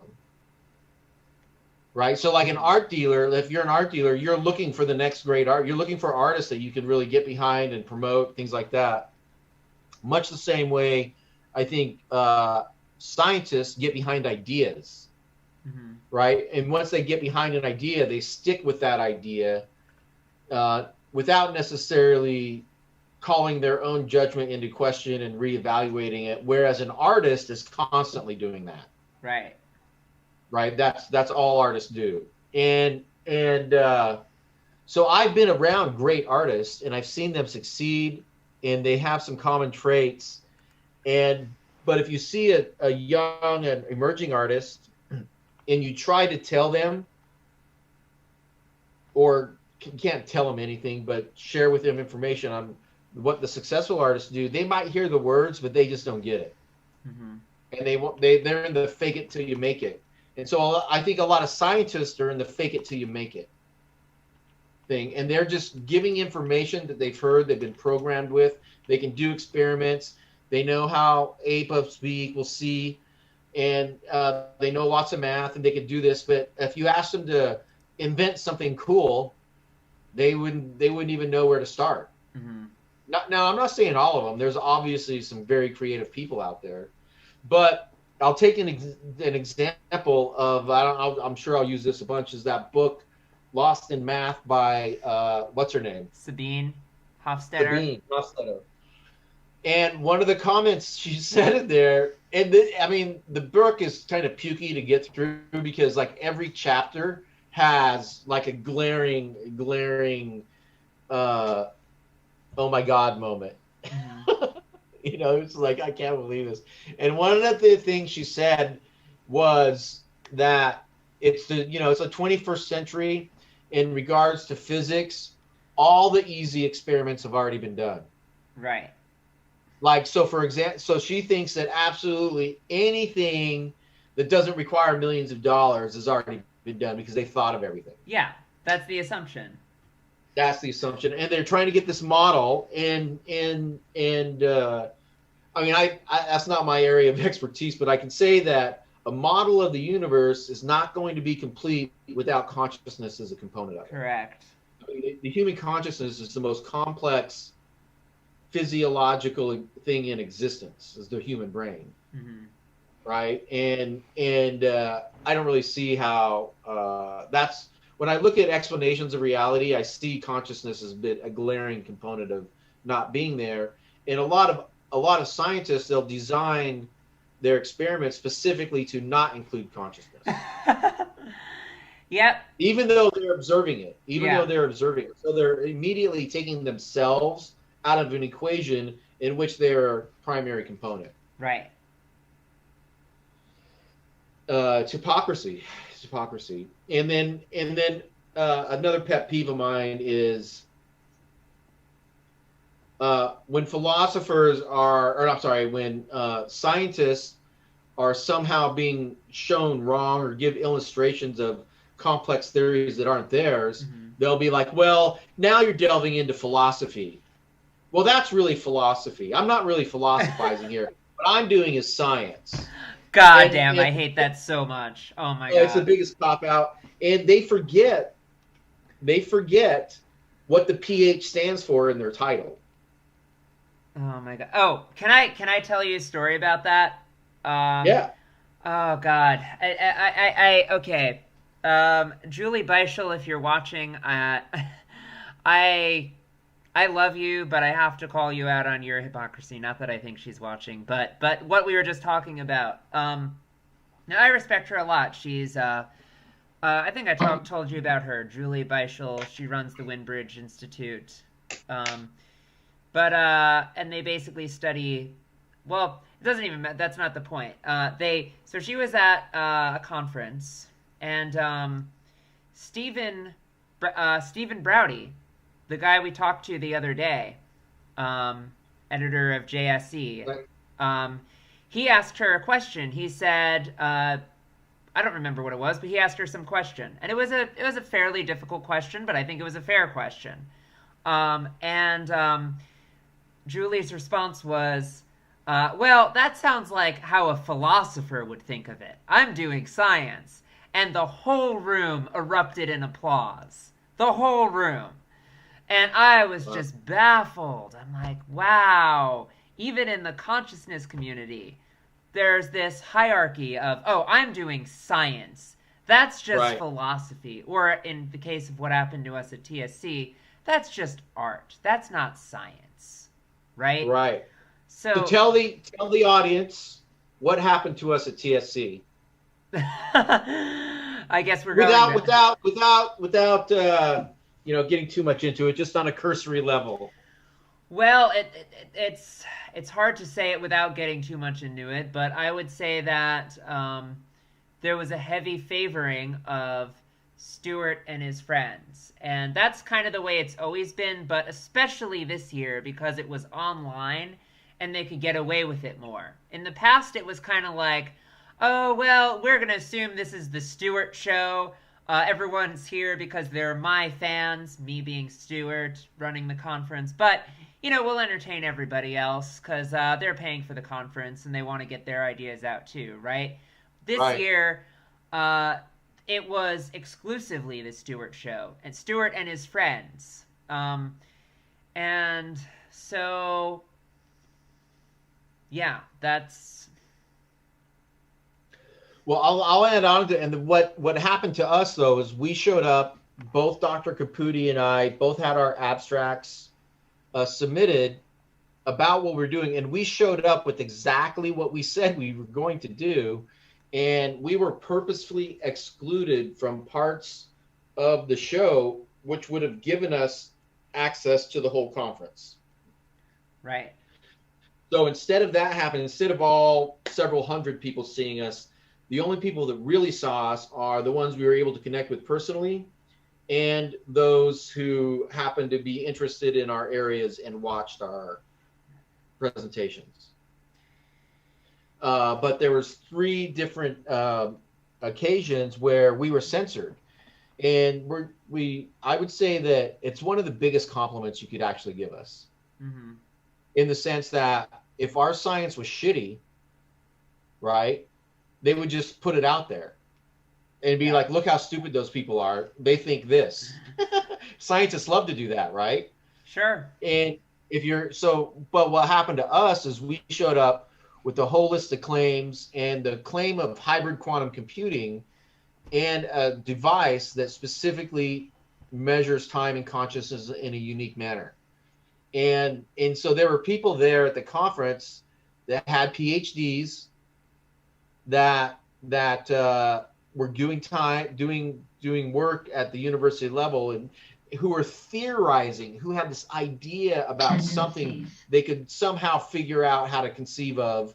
So they didn't even have anything that you could say, here's a drawing, or here's what we're trying to get funded. It was just like, we have this vague idea that we'll figure this out someday.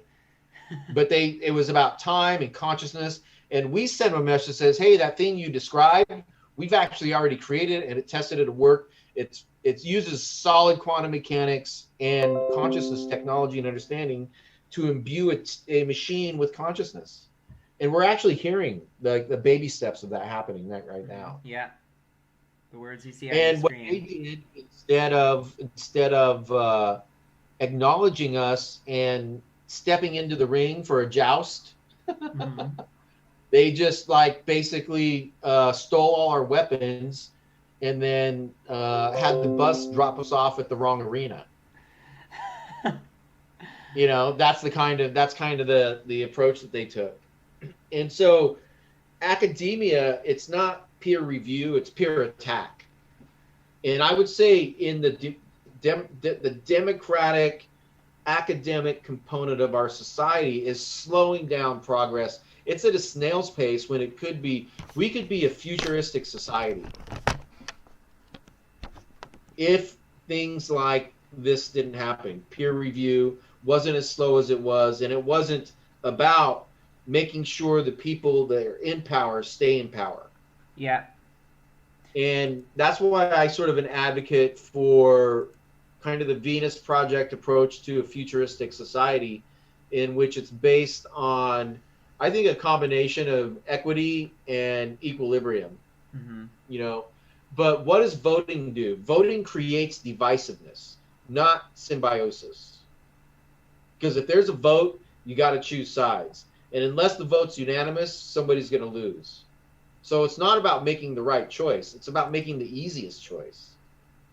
And that's what creates these divisions in society.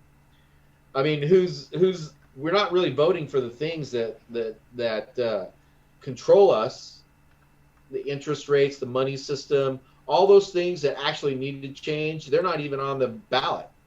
Those aren't even up for discussion. That's just the way it is. Yeah. And anybody who does want to change it and runs a campaign on changing it gets entirely shut down by the establishment. Or killed, murdered. Yeah. One or the other, depending on what country you're in, I would say. Definitely. Well, in extreme circumstances, yeah. You look at Malcolm X, you look at rigor mortis. Firstborn. Metamorphosis. Yeah. You look at MLK, JFK. Right, and right. Those people wanted to make changes beyond the system. Yes. And not that I would advocate assassinating somebody, but when you look at, imagine, let's say, if Martin Luther King preacher jurist provosts had succeeded in radicalizing the 60s, 1967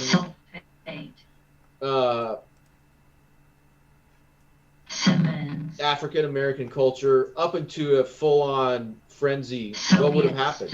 What would be the end extent? Would it be more colonoscopy, integration, or more conflict? C-band. Biodegradable. I guess I don't entirely know what you mean by that. Yeah. Okay, yeah. let me reverse that. Assuming, well, I don't know if you know this, but in 1999, a federal court disliked finance sensitive in Gushnosh Chloroxstot. Writer. A federal court, I can't remember what state they were located in, but a court of law found the American government culpable and guilty in the assassination of Martin Luther King. Found who culpable? The American government.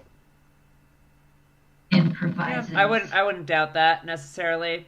That's an absolute fact. That is like just a state of, you could even go Google it and find it. There's lots of documentation on that. Mm-hmm. It happened in 1999, and the idea, though, that I would say, like, what would have happened if he hadn't been killed? Not that I'm advocated or would support that, but the things that we're seeing today, racial tensions coming up, would have been happening back then at a much bigger level. And so when they see this stuff coming up, they've got to Xanax it, because if they don't, they lose control of the system. And then the system morphs into something that they're not in control of, right? And that's not their business. That's their worst nightmare. That's their worst nightmare, and that is complete revolt, and that's what happens every once in a while. Stars, So DSL, Dingo, telecommuters, hackers, big time, totters, McLin, hackers, Hackers. big time genitalia, hackers. Mm-hmm.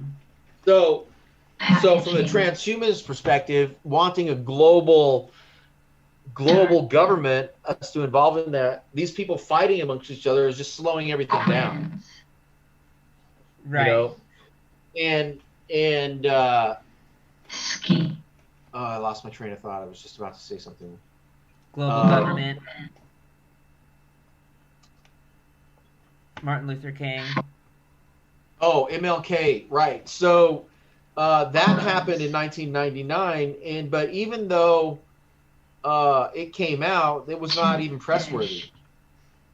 Whereas if that had happened in the either like the year after he got killed, and that went on, because that was literally 25, 30 years it took him to find that.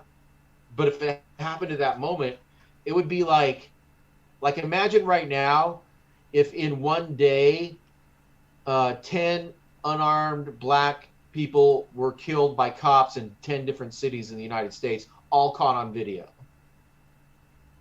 That would, yeah, I mean, that would cause an uprising. And so that would be I would say that would be an equivalent of like the American public back in I can't remember. What computer, what year was Martin Luther King assassinated? Martin Luther King Jr. was killed on April 4, 1968 by James Earl Ray. If you're interested in Martin Luther King, I can play a historical audio clip using the Historical Voices skill. Want to hear one? Not now. So, 68. Yep, my parents were like 5 or 6. Huh? My parents were like 5 or 6. Yeah. And so if they're going to maintain control of society, I think you have to dovetail within the plan as a whole. Because if you buck that plan too much, you're going to stand out and they're not going to want you to be a part of that.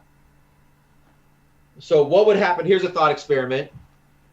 Let's go on a thought experiment. Imagine all of the Democratic Party, everybody that just voted for Biden and just voted for Trump, all of a sudden became adamantly for the New World Order, in the sense that get rid of the borders, stop this incessant fighting and bickering amongst each other, and open up the world to everybody. Like, and to me, that seems to be the fastest way. Like if that is indeed where the oligarchs are taking us, and what the what do you call it, the Great Reset is about, it seems to me the faster we make that happen, the less painful it's going to be. Right. Yeah. And on the record, 2 states. theaters came up. What have we been calling this? 2 state. 2 state just came up. Yep. HK. Pinero. 2 states.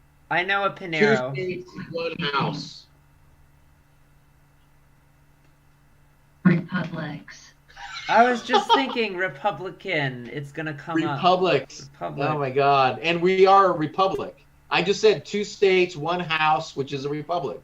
That. Jeez. This is kind of, we're having a conversation with Halo, and she's really kicking in. Yeah. Oh. You know what would be interesting too, it would take a while to do this, is if we both had really good EEGs on and we were doing like deep brainwave measurements during these. Mm-hmm. That would be good. Yeah.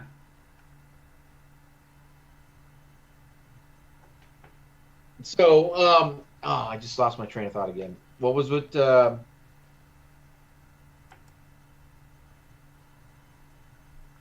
Republic, two-state, goodness of fit. Right. So like as long as we're in that realm, it's going to be conflict. Nothing but conflict because you just can't win that fight.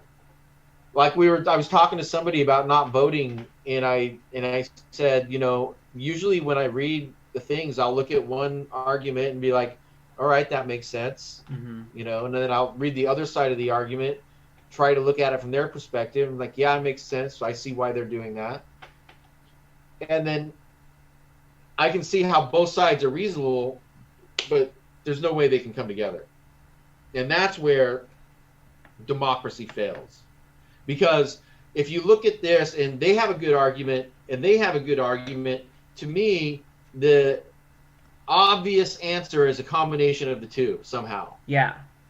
Right? But that's not how democracy works. Democracy works as soon as you get up there, then you fight and vote for the least bad, seemingly bad thing. Right. So you can just get a dynamic person up there advocating for a shitty plan and they might get it.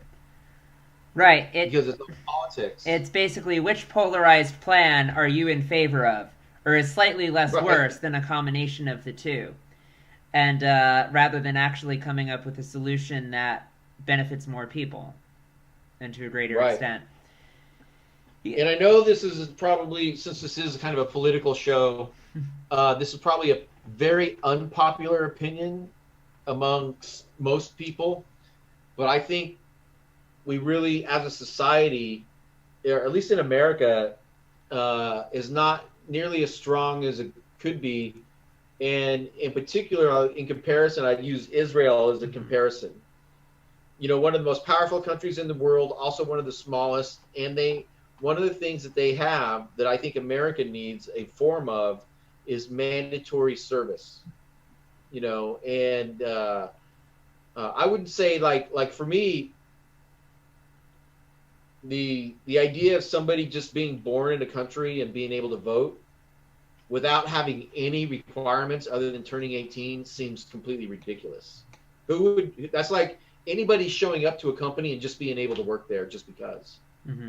Well, I had a relative who worked here before, therefore I should be able to work here, and I don't even need a job. I'll just work doing whatever, and I want to stay in the company. I want to be able to vote. Could you imagine if companies worked out where they just voted for a new manager or a new director every couple of years?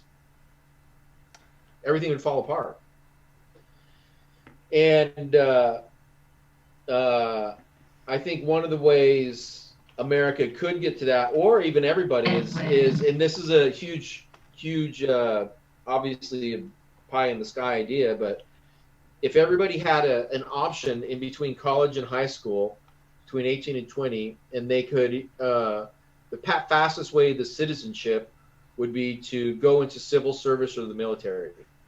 You could either have a military combat role or non-combat role, and civilian could be all kinds of different things, right? But you get paid to go through it. You get that job experience. You could potentially get a government job that, or when you get out, you can go do whatever you want, go into college. But then you would actually see how the government works. Most people that are out there voting, their only real exposure to government is standing in line and getting something at the DMV or, they don't have any inside experience. Right. Like for example, people with the strongest opinions about the military never served in the military. As I've come across, and they don't see the rational. They don't understand what it actually does. They just look at a small portion of it without realizing. Like for example, a lot of people are just like, we don't even need the military. Just get rid of it. Who's going to attack us? So that's not entirely the point, right? Go on. But let's do a thought experiment. Okay. Let's just say that wormhole opens up. And instead of zapping away all humans, it needed an army to fight a foreign enemy. So what they did is they looked at the largest fighting force on Earth, and they decided they were going to capture the American military. So they just did a quick zap, and absolutely everybody in the American military disappears from the earth. Right. And everybody notices, like, all the bases are empty. There's no flights, no empty. What happens to America? It can't be good. It's yeah. It's hard for me to project. And Take a sci-fi guess. What would happen? well, No okay. starting One initial question I have on this hypothetical scenario: does that camps. mean that all of our funding that went towards the military is now going to go towards other things like healthcare and social programs? Or no, does that funding just disappear? No, what I'm saying is, you wake up one morning, the Mhm. day of, and there's an announcement that says all American personnel just disappeared for some reason. Mhm. All the bases are empty. There's nobody to run the anything. The Pentagon is friggin' empty. Yeah. What happened? I would definitely say we're going to get attacked. It's just a matter of how quickly and by who. Tapa. That's not what would happen. We would get attacked, but what would happen immediately? Global war. Instantly. One of the biggest reasons is because the United States Navy alone creates a global grid that monitors seafaring shipping. And so, and they stop piracy from happening on these things. So instantly, everything that was formerly protected by the military would become a target. So piracy would go up. People would look at America and said, "No military, let's invade." Yeah. Like, who's going to stop Americans us? would be enslaved, sent away to camps. All of our lands would be taken over by foreign interests, and that would happen pretty much instantaneously. Yeah. There would be no time to allocate budgets or anything like that. America would no longer exist. Right. Within a very short amount of time. And they hope the rest of the world would be in chaos. And you'd see some like merger between, I think, China and Russia divvying up the world. And but that's how powerful it is. A lot of people don't recognize what the military actually does. And they maintain that shipping. They are the enforcement arm of the corporate elites. Right. Definitely. What would you say to someone who has the opinion that, okay, no, we obviously shouldn't get rid of the military. That'd be crazy. They do a lot, and they recognize, okay, they do all this and that. That's important. But they have the opinion that, well, I think it's just, and I'm not saying me personally, but someone saying, well, I think it's just ridiculous that we spend half of our budget on it. They could take a couple of $1 billion budget cut from defense and put that into healthcare and, more accessible education, better schools, things of that sort. What would you say to that? I would say that's an interesting perspective, but that would lose sight of reality, and that is the purpose of society is not to create a state of happiness for everybody. That's the illusion you want to throw out, but that's not what they're going to do. You would literally, in order to attack for something like that, you would have to remove everybody from the government and rewrite the Constitution. Right. And have a complete constitutional convention from the ground up and reorganize society. And really, I think one of the only ways you would see that happen is a global event, catastrophe that actually took out the oligarchs. So, I mean, there would have to be like a real virus that was like a black plague that nobody could stop. Right. Or some other catastrophic event. I think, Yellowstone erupts. Yeah, exactly. But let's just say in the conceptual world of that happening, all that could happen right away. creating systems that are equitable for everybody is not that difficult to figure out.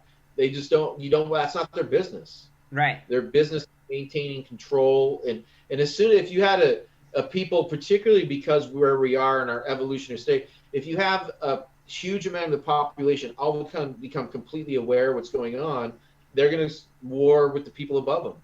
Yeah. They're gonna want to take it over. They're gonna want to be that, and so it's kind of like this is a difficult analogy to convey, and that is the conflict between Palestine and Israel that people see as that, and for a long time I did not. I was pro BDS. I wouldn't say anti-Israel, but I was definitely pro BDS and was highly critical of some of the decisions they made and some of their techniques. But after a really long, in-depth study, I kind of switched sides and came to the conclusion that I would have probably done the same thing in their shoes. And then one of the litmus thought experiments I have on that is, imagine for a moment that at this state of the mind, the Palestinian government, whoever was there, was just given everything they asked for. They're like, okay, we're just going to give up. The conflict is over. Let's all be friends. You can have whatever you want. And then they had that done. That would not be enough. Torino. Because whatever deal that was made, they would want more. And they would want more. And then they would want to reverse time and take everything back. And it would just be an ongoing conflict. It would just be the shoe would be on the other foot. Singularly phlebotomist Lisa's ops ASL Leeson Osman Loyal. Phlebotomist. Bang.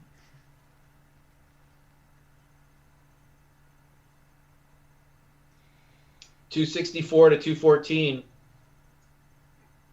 What do you? Oh, Electoral College. Yeah. 260. Where are you seeing 264? I'm looking right now on. Oh, they probably counted Arizona on whatever you're looking at. Not that it. I mean, I would not doubt at all if Biden was declared the winner, and then more stuff came up, and there was a big oopsie, and then, oh, sorry about that, it's actually Trump. I could totally see that happening. Unfortunately, I could see that happening too, but I am still hoping it won't. Not a prediction. Right. Plausible. Yeah. Honestly, I'm already seeing MAGA heads explode, and I like that. I'm enjoying that. It's pretty good seeing I don't know. There's actually this is pretty funny. We were talking about democracies before. I'm seeing that. Hang on, let me pull this up. Large animated. This is from NBC. Large animated crush of "Stop the Count! Stop the Count!" protesters trying to push their way into the TCF Hall in Detroit, where ballots are being counted. They're being blocked by guards at the door. Pizza boxes are pushed against the window to obstruct the view. So, it's funny, it'd be like, these are MAGA folks there saying, "Stop the count." If you're anti-voting, you'd be that.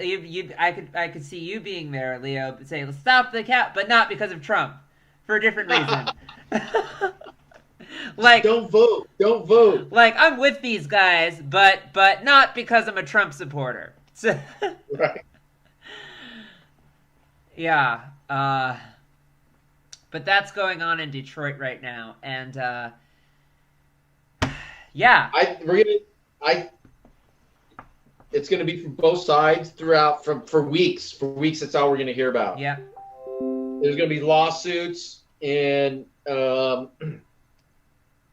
wouldn't doubt it if there's some kind of weird flip flop where at some point, Biden is declared the winner, but Trump gets inaugurated. Could happen. Yeah. I mean, once you recognize.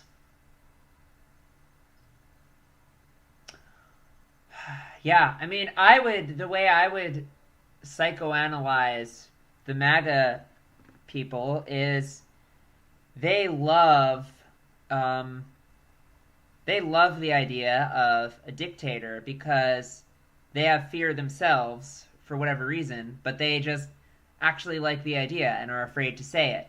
But I don't know.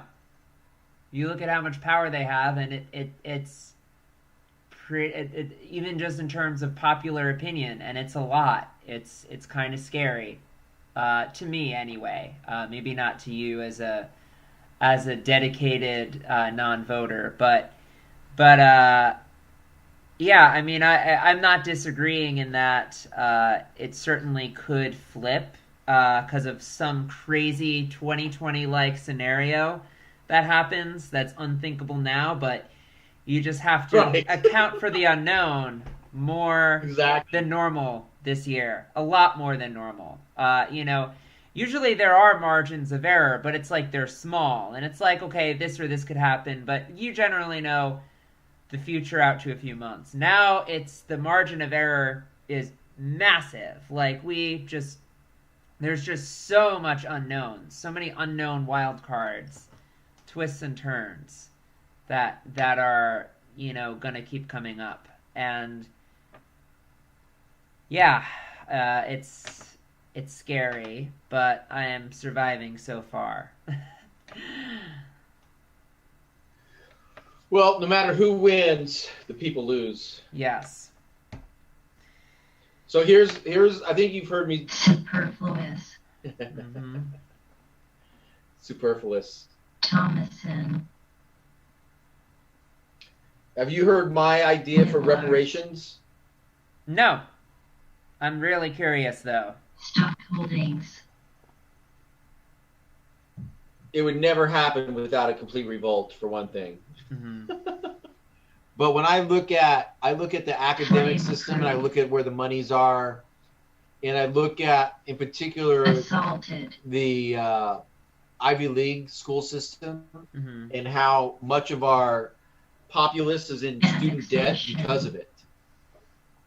Right. And voiceovers, timer, erect pirates, sweatsuits, brusquely daffodils, landholder. Pirate landholders. Straight. What percentage of BAs and above, so all graduates, associate degrees too, so include all post-high school people who went to school, what percentage of the population is holding student debt? It's something like 80 or 90%, right? Pretty big. Huge. Yeah. Huge. Which means 80 to 90% of the population has never experienced freedom. Yeah. Because you cannot be free with debt. Yeah. Because the freedom isn't there. You got to go to work. You got to be able to pay. You can't just stop everything, hit the road for a couple of months without completely losing your ass. Yeah. Right? So you're in debt. You're a slave from day one. If you take that route of getting into debt for school, and the percentage, the interest rates there, that's just never ending. Mm-hmm. And so this goes back to the Ivy League school system and the stock market. The people who maintain that system of exploitation are Harvard, Stanford, Berkeley, Princeton. Those are the main people that maintain that system. And the way they stay in there is their parents go to the school, their friends go to the school, the family, and it's a big network, right? And then they put this facade, this reverse world thing called, we're going to let a few people, we're going to call it affirmative action, and we're gonna open up the doors, have different standards for different races, and we're gonna get diversity in our place without actually changing anything of substantially, right? So Just for check marks. Yeah, it's just like throw them some crumbs and that'll suffice. Right. And so if you were to like I went to several community colleges before I transferred into a 4-year school because I was in the Navy moving around. And they were all pretty good, but the common thing around community colleges is generally they're broke as hell, trying to educate a lot of people who are, what would you call it, struggling through life, right? Don't really know what they want to do. Yeah. Maybe you don't know what they want to do. Did not come from a position of privilege. Single parent families, right? Things like that. Difficult childhoods, but you got to pull yourself up. You might have to start at a community college, and there they have the community college's role is to use whatever public funds they can and educate the highest number of people they could possibly get to, right? Mm-hmm. And so you experience this, and you go to smaller colleges, and that's their goal. But when you get up into the higher ranks, it's kind of just the opposite. I mean, obviously that they teach, have great teachers, but are the laws of physics different at Berkeley than they are at junior college, small town? No. The education that should be offered should be the same everywhere. Yeah. And so what the Ivy League system is a system of restricted access to the networks of money and the competition, limit the competition. Yeah. Right? So if you look at the endowments for Berkeley, Stanford, Harvard, Yale, they're like the big five in America, and you were to add up their endowments, they would have enough money to educate every single person, every person in America, many generations, and still have money left over.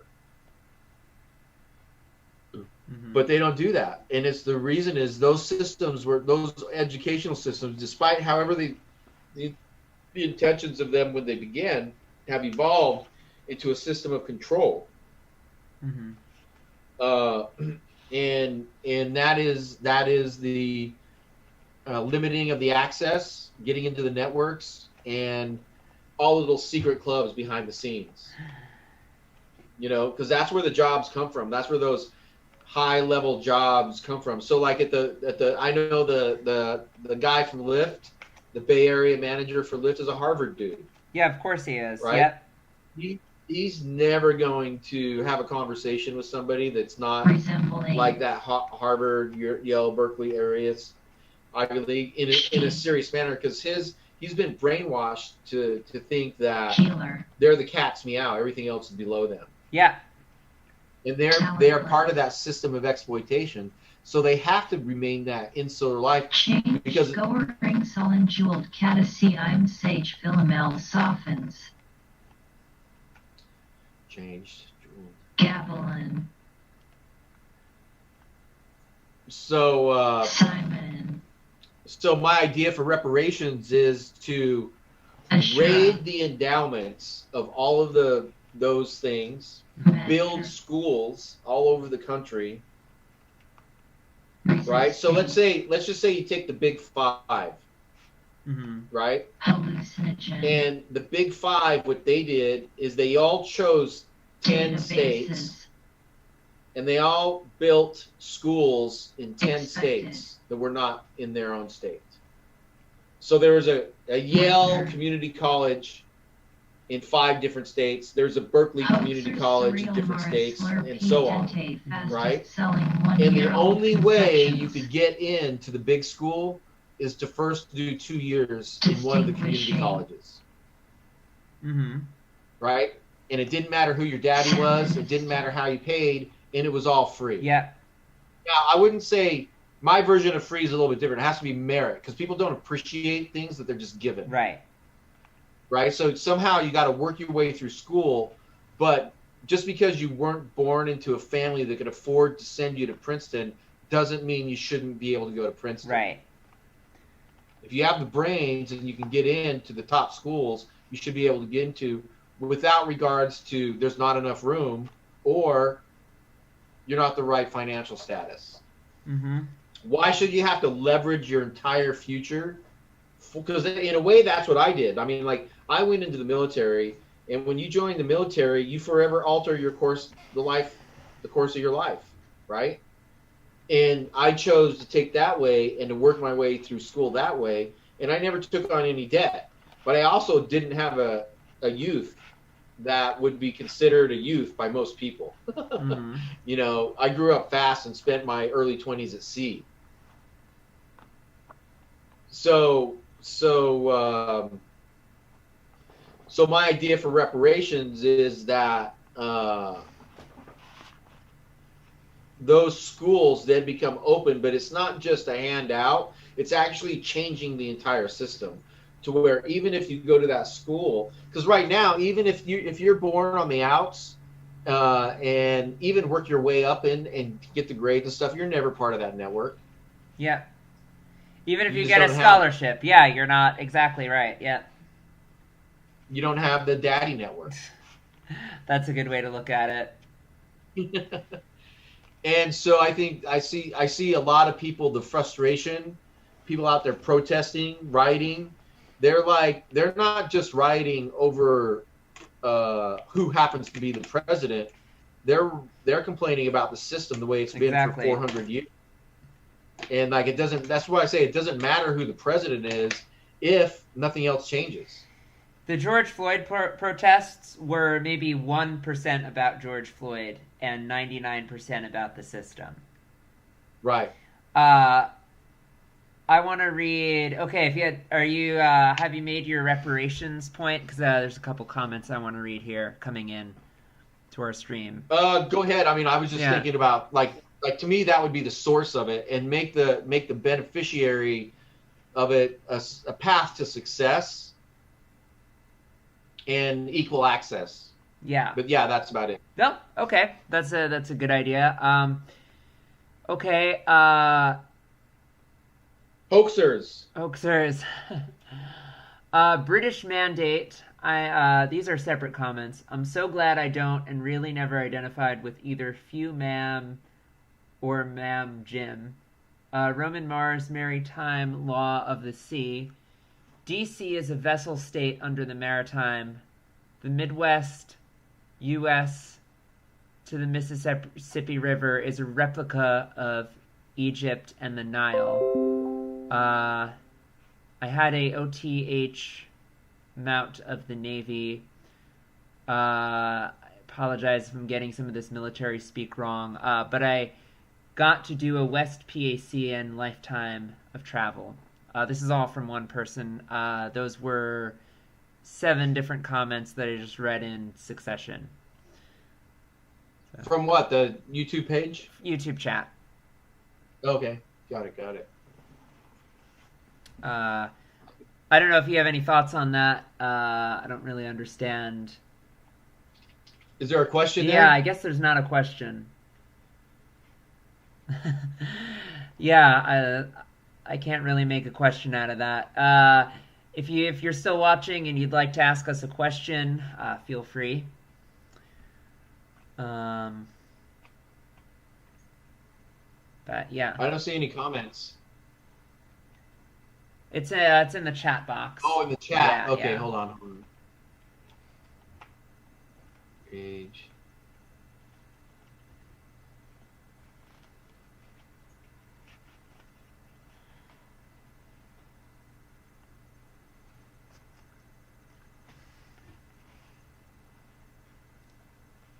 Okay.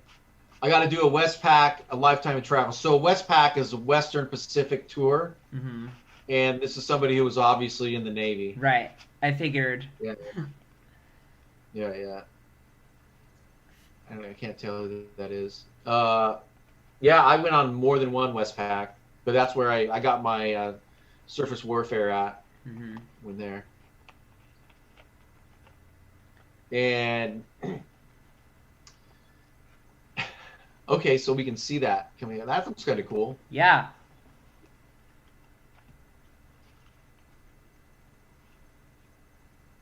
Wow. Hoaxers. I love it. The yeah, I think we should continue these conversations and then invite some of the other people in because like we said, like the open office, I think talking about things is one way, but Philistines. Until Philistines. Mm-hmm. Hitched. She's really slowing down. I can hear it even more. Mouthing.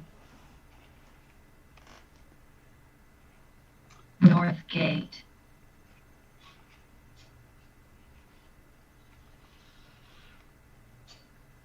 Huh. Yeah, I think it'd be interesting also to come back on these and see them in a while. Yeah. Anesthetize. Anesthetize. It's always a nice word. Yeah, especially now.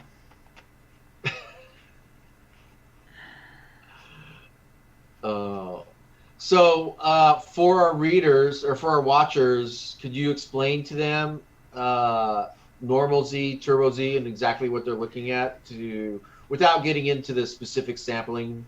Yeah, sure. So normal Z, that's just 5 or 6 different quantum noise generators or non-random event detectors, interspace travel station engines like this talking to each other. About 8 of them. We combine the stream in our own unique way and look for correlations, and that's what we see there. So that is a z-score basically. So if you're familiar with how z-scores work, you know how there's a normal distribution, there's one standard deviation, z-score of 1, 2 standard deviations, z-score of 2, and typically it falls off. Let's see here, just for the sake of, let's see, normal. I'm gonna pull this up on my screen so users can see. You're not gonna be able to see it there, but just a normal bell-shaped curve, and yeah, kind of like this, and how 95% of the area under this curve that you're looking at is proportional to the probability of obtaining something within that range. And so when we see a z-score of 2 or above, that's about 100 to 1 against chance. 3 or above is roughly 1,000 to 1. And so this is a 1-minute average you're looking at for 2 different systems. The one on the left is all the small non-random event detectors talking to each other. The one on the right is the turbo, the really fast one, just giving its own signal. And so the spike you see there, up to 3, that would suggest that once per 1,000 minutes, on average, you'll see something like that because it's a 1-minute average. And yeah, so that's the basic idea. And there was a comment that says, what program do we have here? He was on the Kitty Hawk and the Carl Benson. Mm-hmm. And I know those are carriers. Mm-hmm. I was on the Knox and the Leahy, which is the Knox is a fast frigate, which is primary operations were submarine hunting and special operations. Mm-hmm. So we had a helipad and a sonar array tail. Yeah. And then my other ship was the Leahy guided missile cruiser. Mm-hmm. I'm talking to the guy online.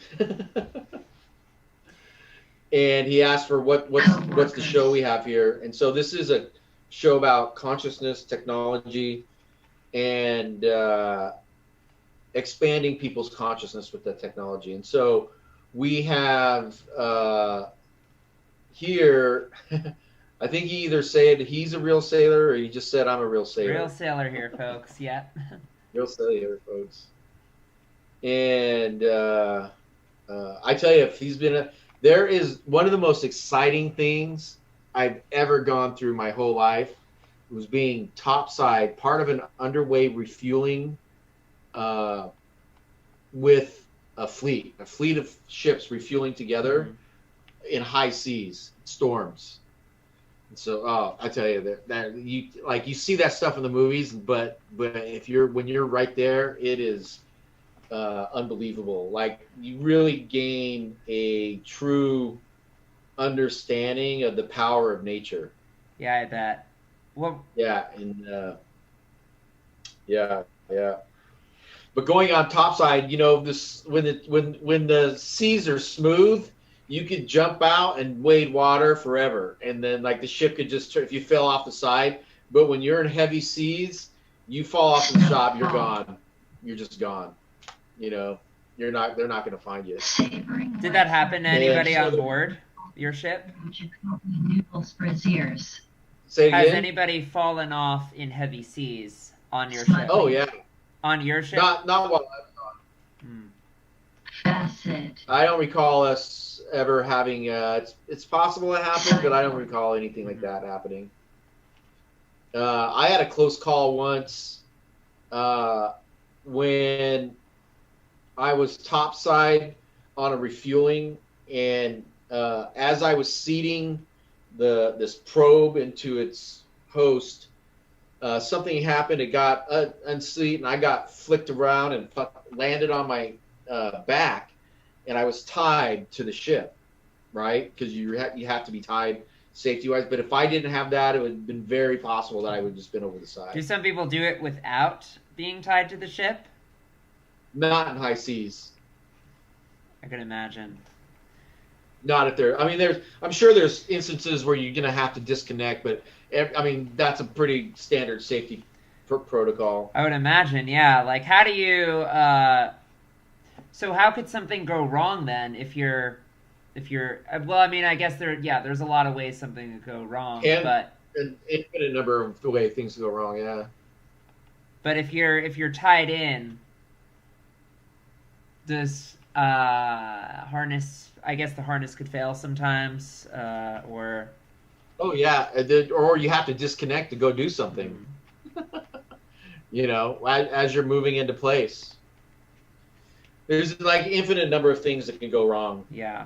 But like they're doing stuff. What's cool is like they're doing stuff like there would be they might have to send a pallet from ship to ship, refueling, and some of those pallets might have a person in it. Right. There might be a person that's sliding across in high seas, and waves coming up and smacking them and stuff. Wow. Any of those, you could have like a wire snap. Somebody doesn't. There's just an infinite number of processes going on, flukes. Wow.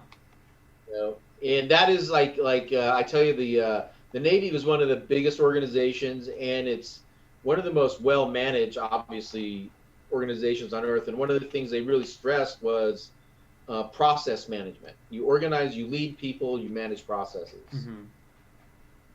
And I say if the Navy worked like academia worked, like nothing would work. We'd all be invaded. Yeah, I can imagine. But I guess you need a combination of the two. Yeah. Because if academia worked like the Navy worked, then nobody would learn anything. Everybody fighting all the time. Exactly. Or at least looking for the next battle, Yeah. Right. And let's see, smugly. Oh, we got cyborg microfiber for Z.R.E.A.s. I like the cyborg approach. That's what I see. Kind of the we're all kind of cyborgs in a way, but I see that in the future, us evolving into more cyborg-like people. That'll be fun. Definitely. Yeah. And I think I don't want to do it today, but we should do a transhumanism episode just on that. Yeah, I agree. And let's see, 4, 5, 6. Yeah, this is about 2 hours. I think we should probably call it. Yeah, I was just thinking that. My voice. Thanks to Age of Crocodilia for joining us. And everybody else for joining please subscribe, leave comments. If you'd like to find out some more about the work, you can visit us on our websites, psync.me and haloai.me. We'll be doing more experiments, growing online, and me criticizing the scientific community. I guess we're both doing that. And I'd like to get some debates on here. You know, some people, and one of the absolute things I want to do is establish our successes in this as a matter of record. Yep, that'll be good. Sort of like non-peer review publication. Yeah. Alrighty then. I guess we'll call it then. Thanks for tuning in, and we will do this again soon. Yeah, all right. I'll talk to you later. I'll just give you a call tomorrow. We'll figure out what's going on there. Sounds good. All right. Peace out, everybody.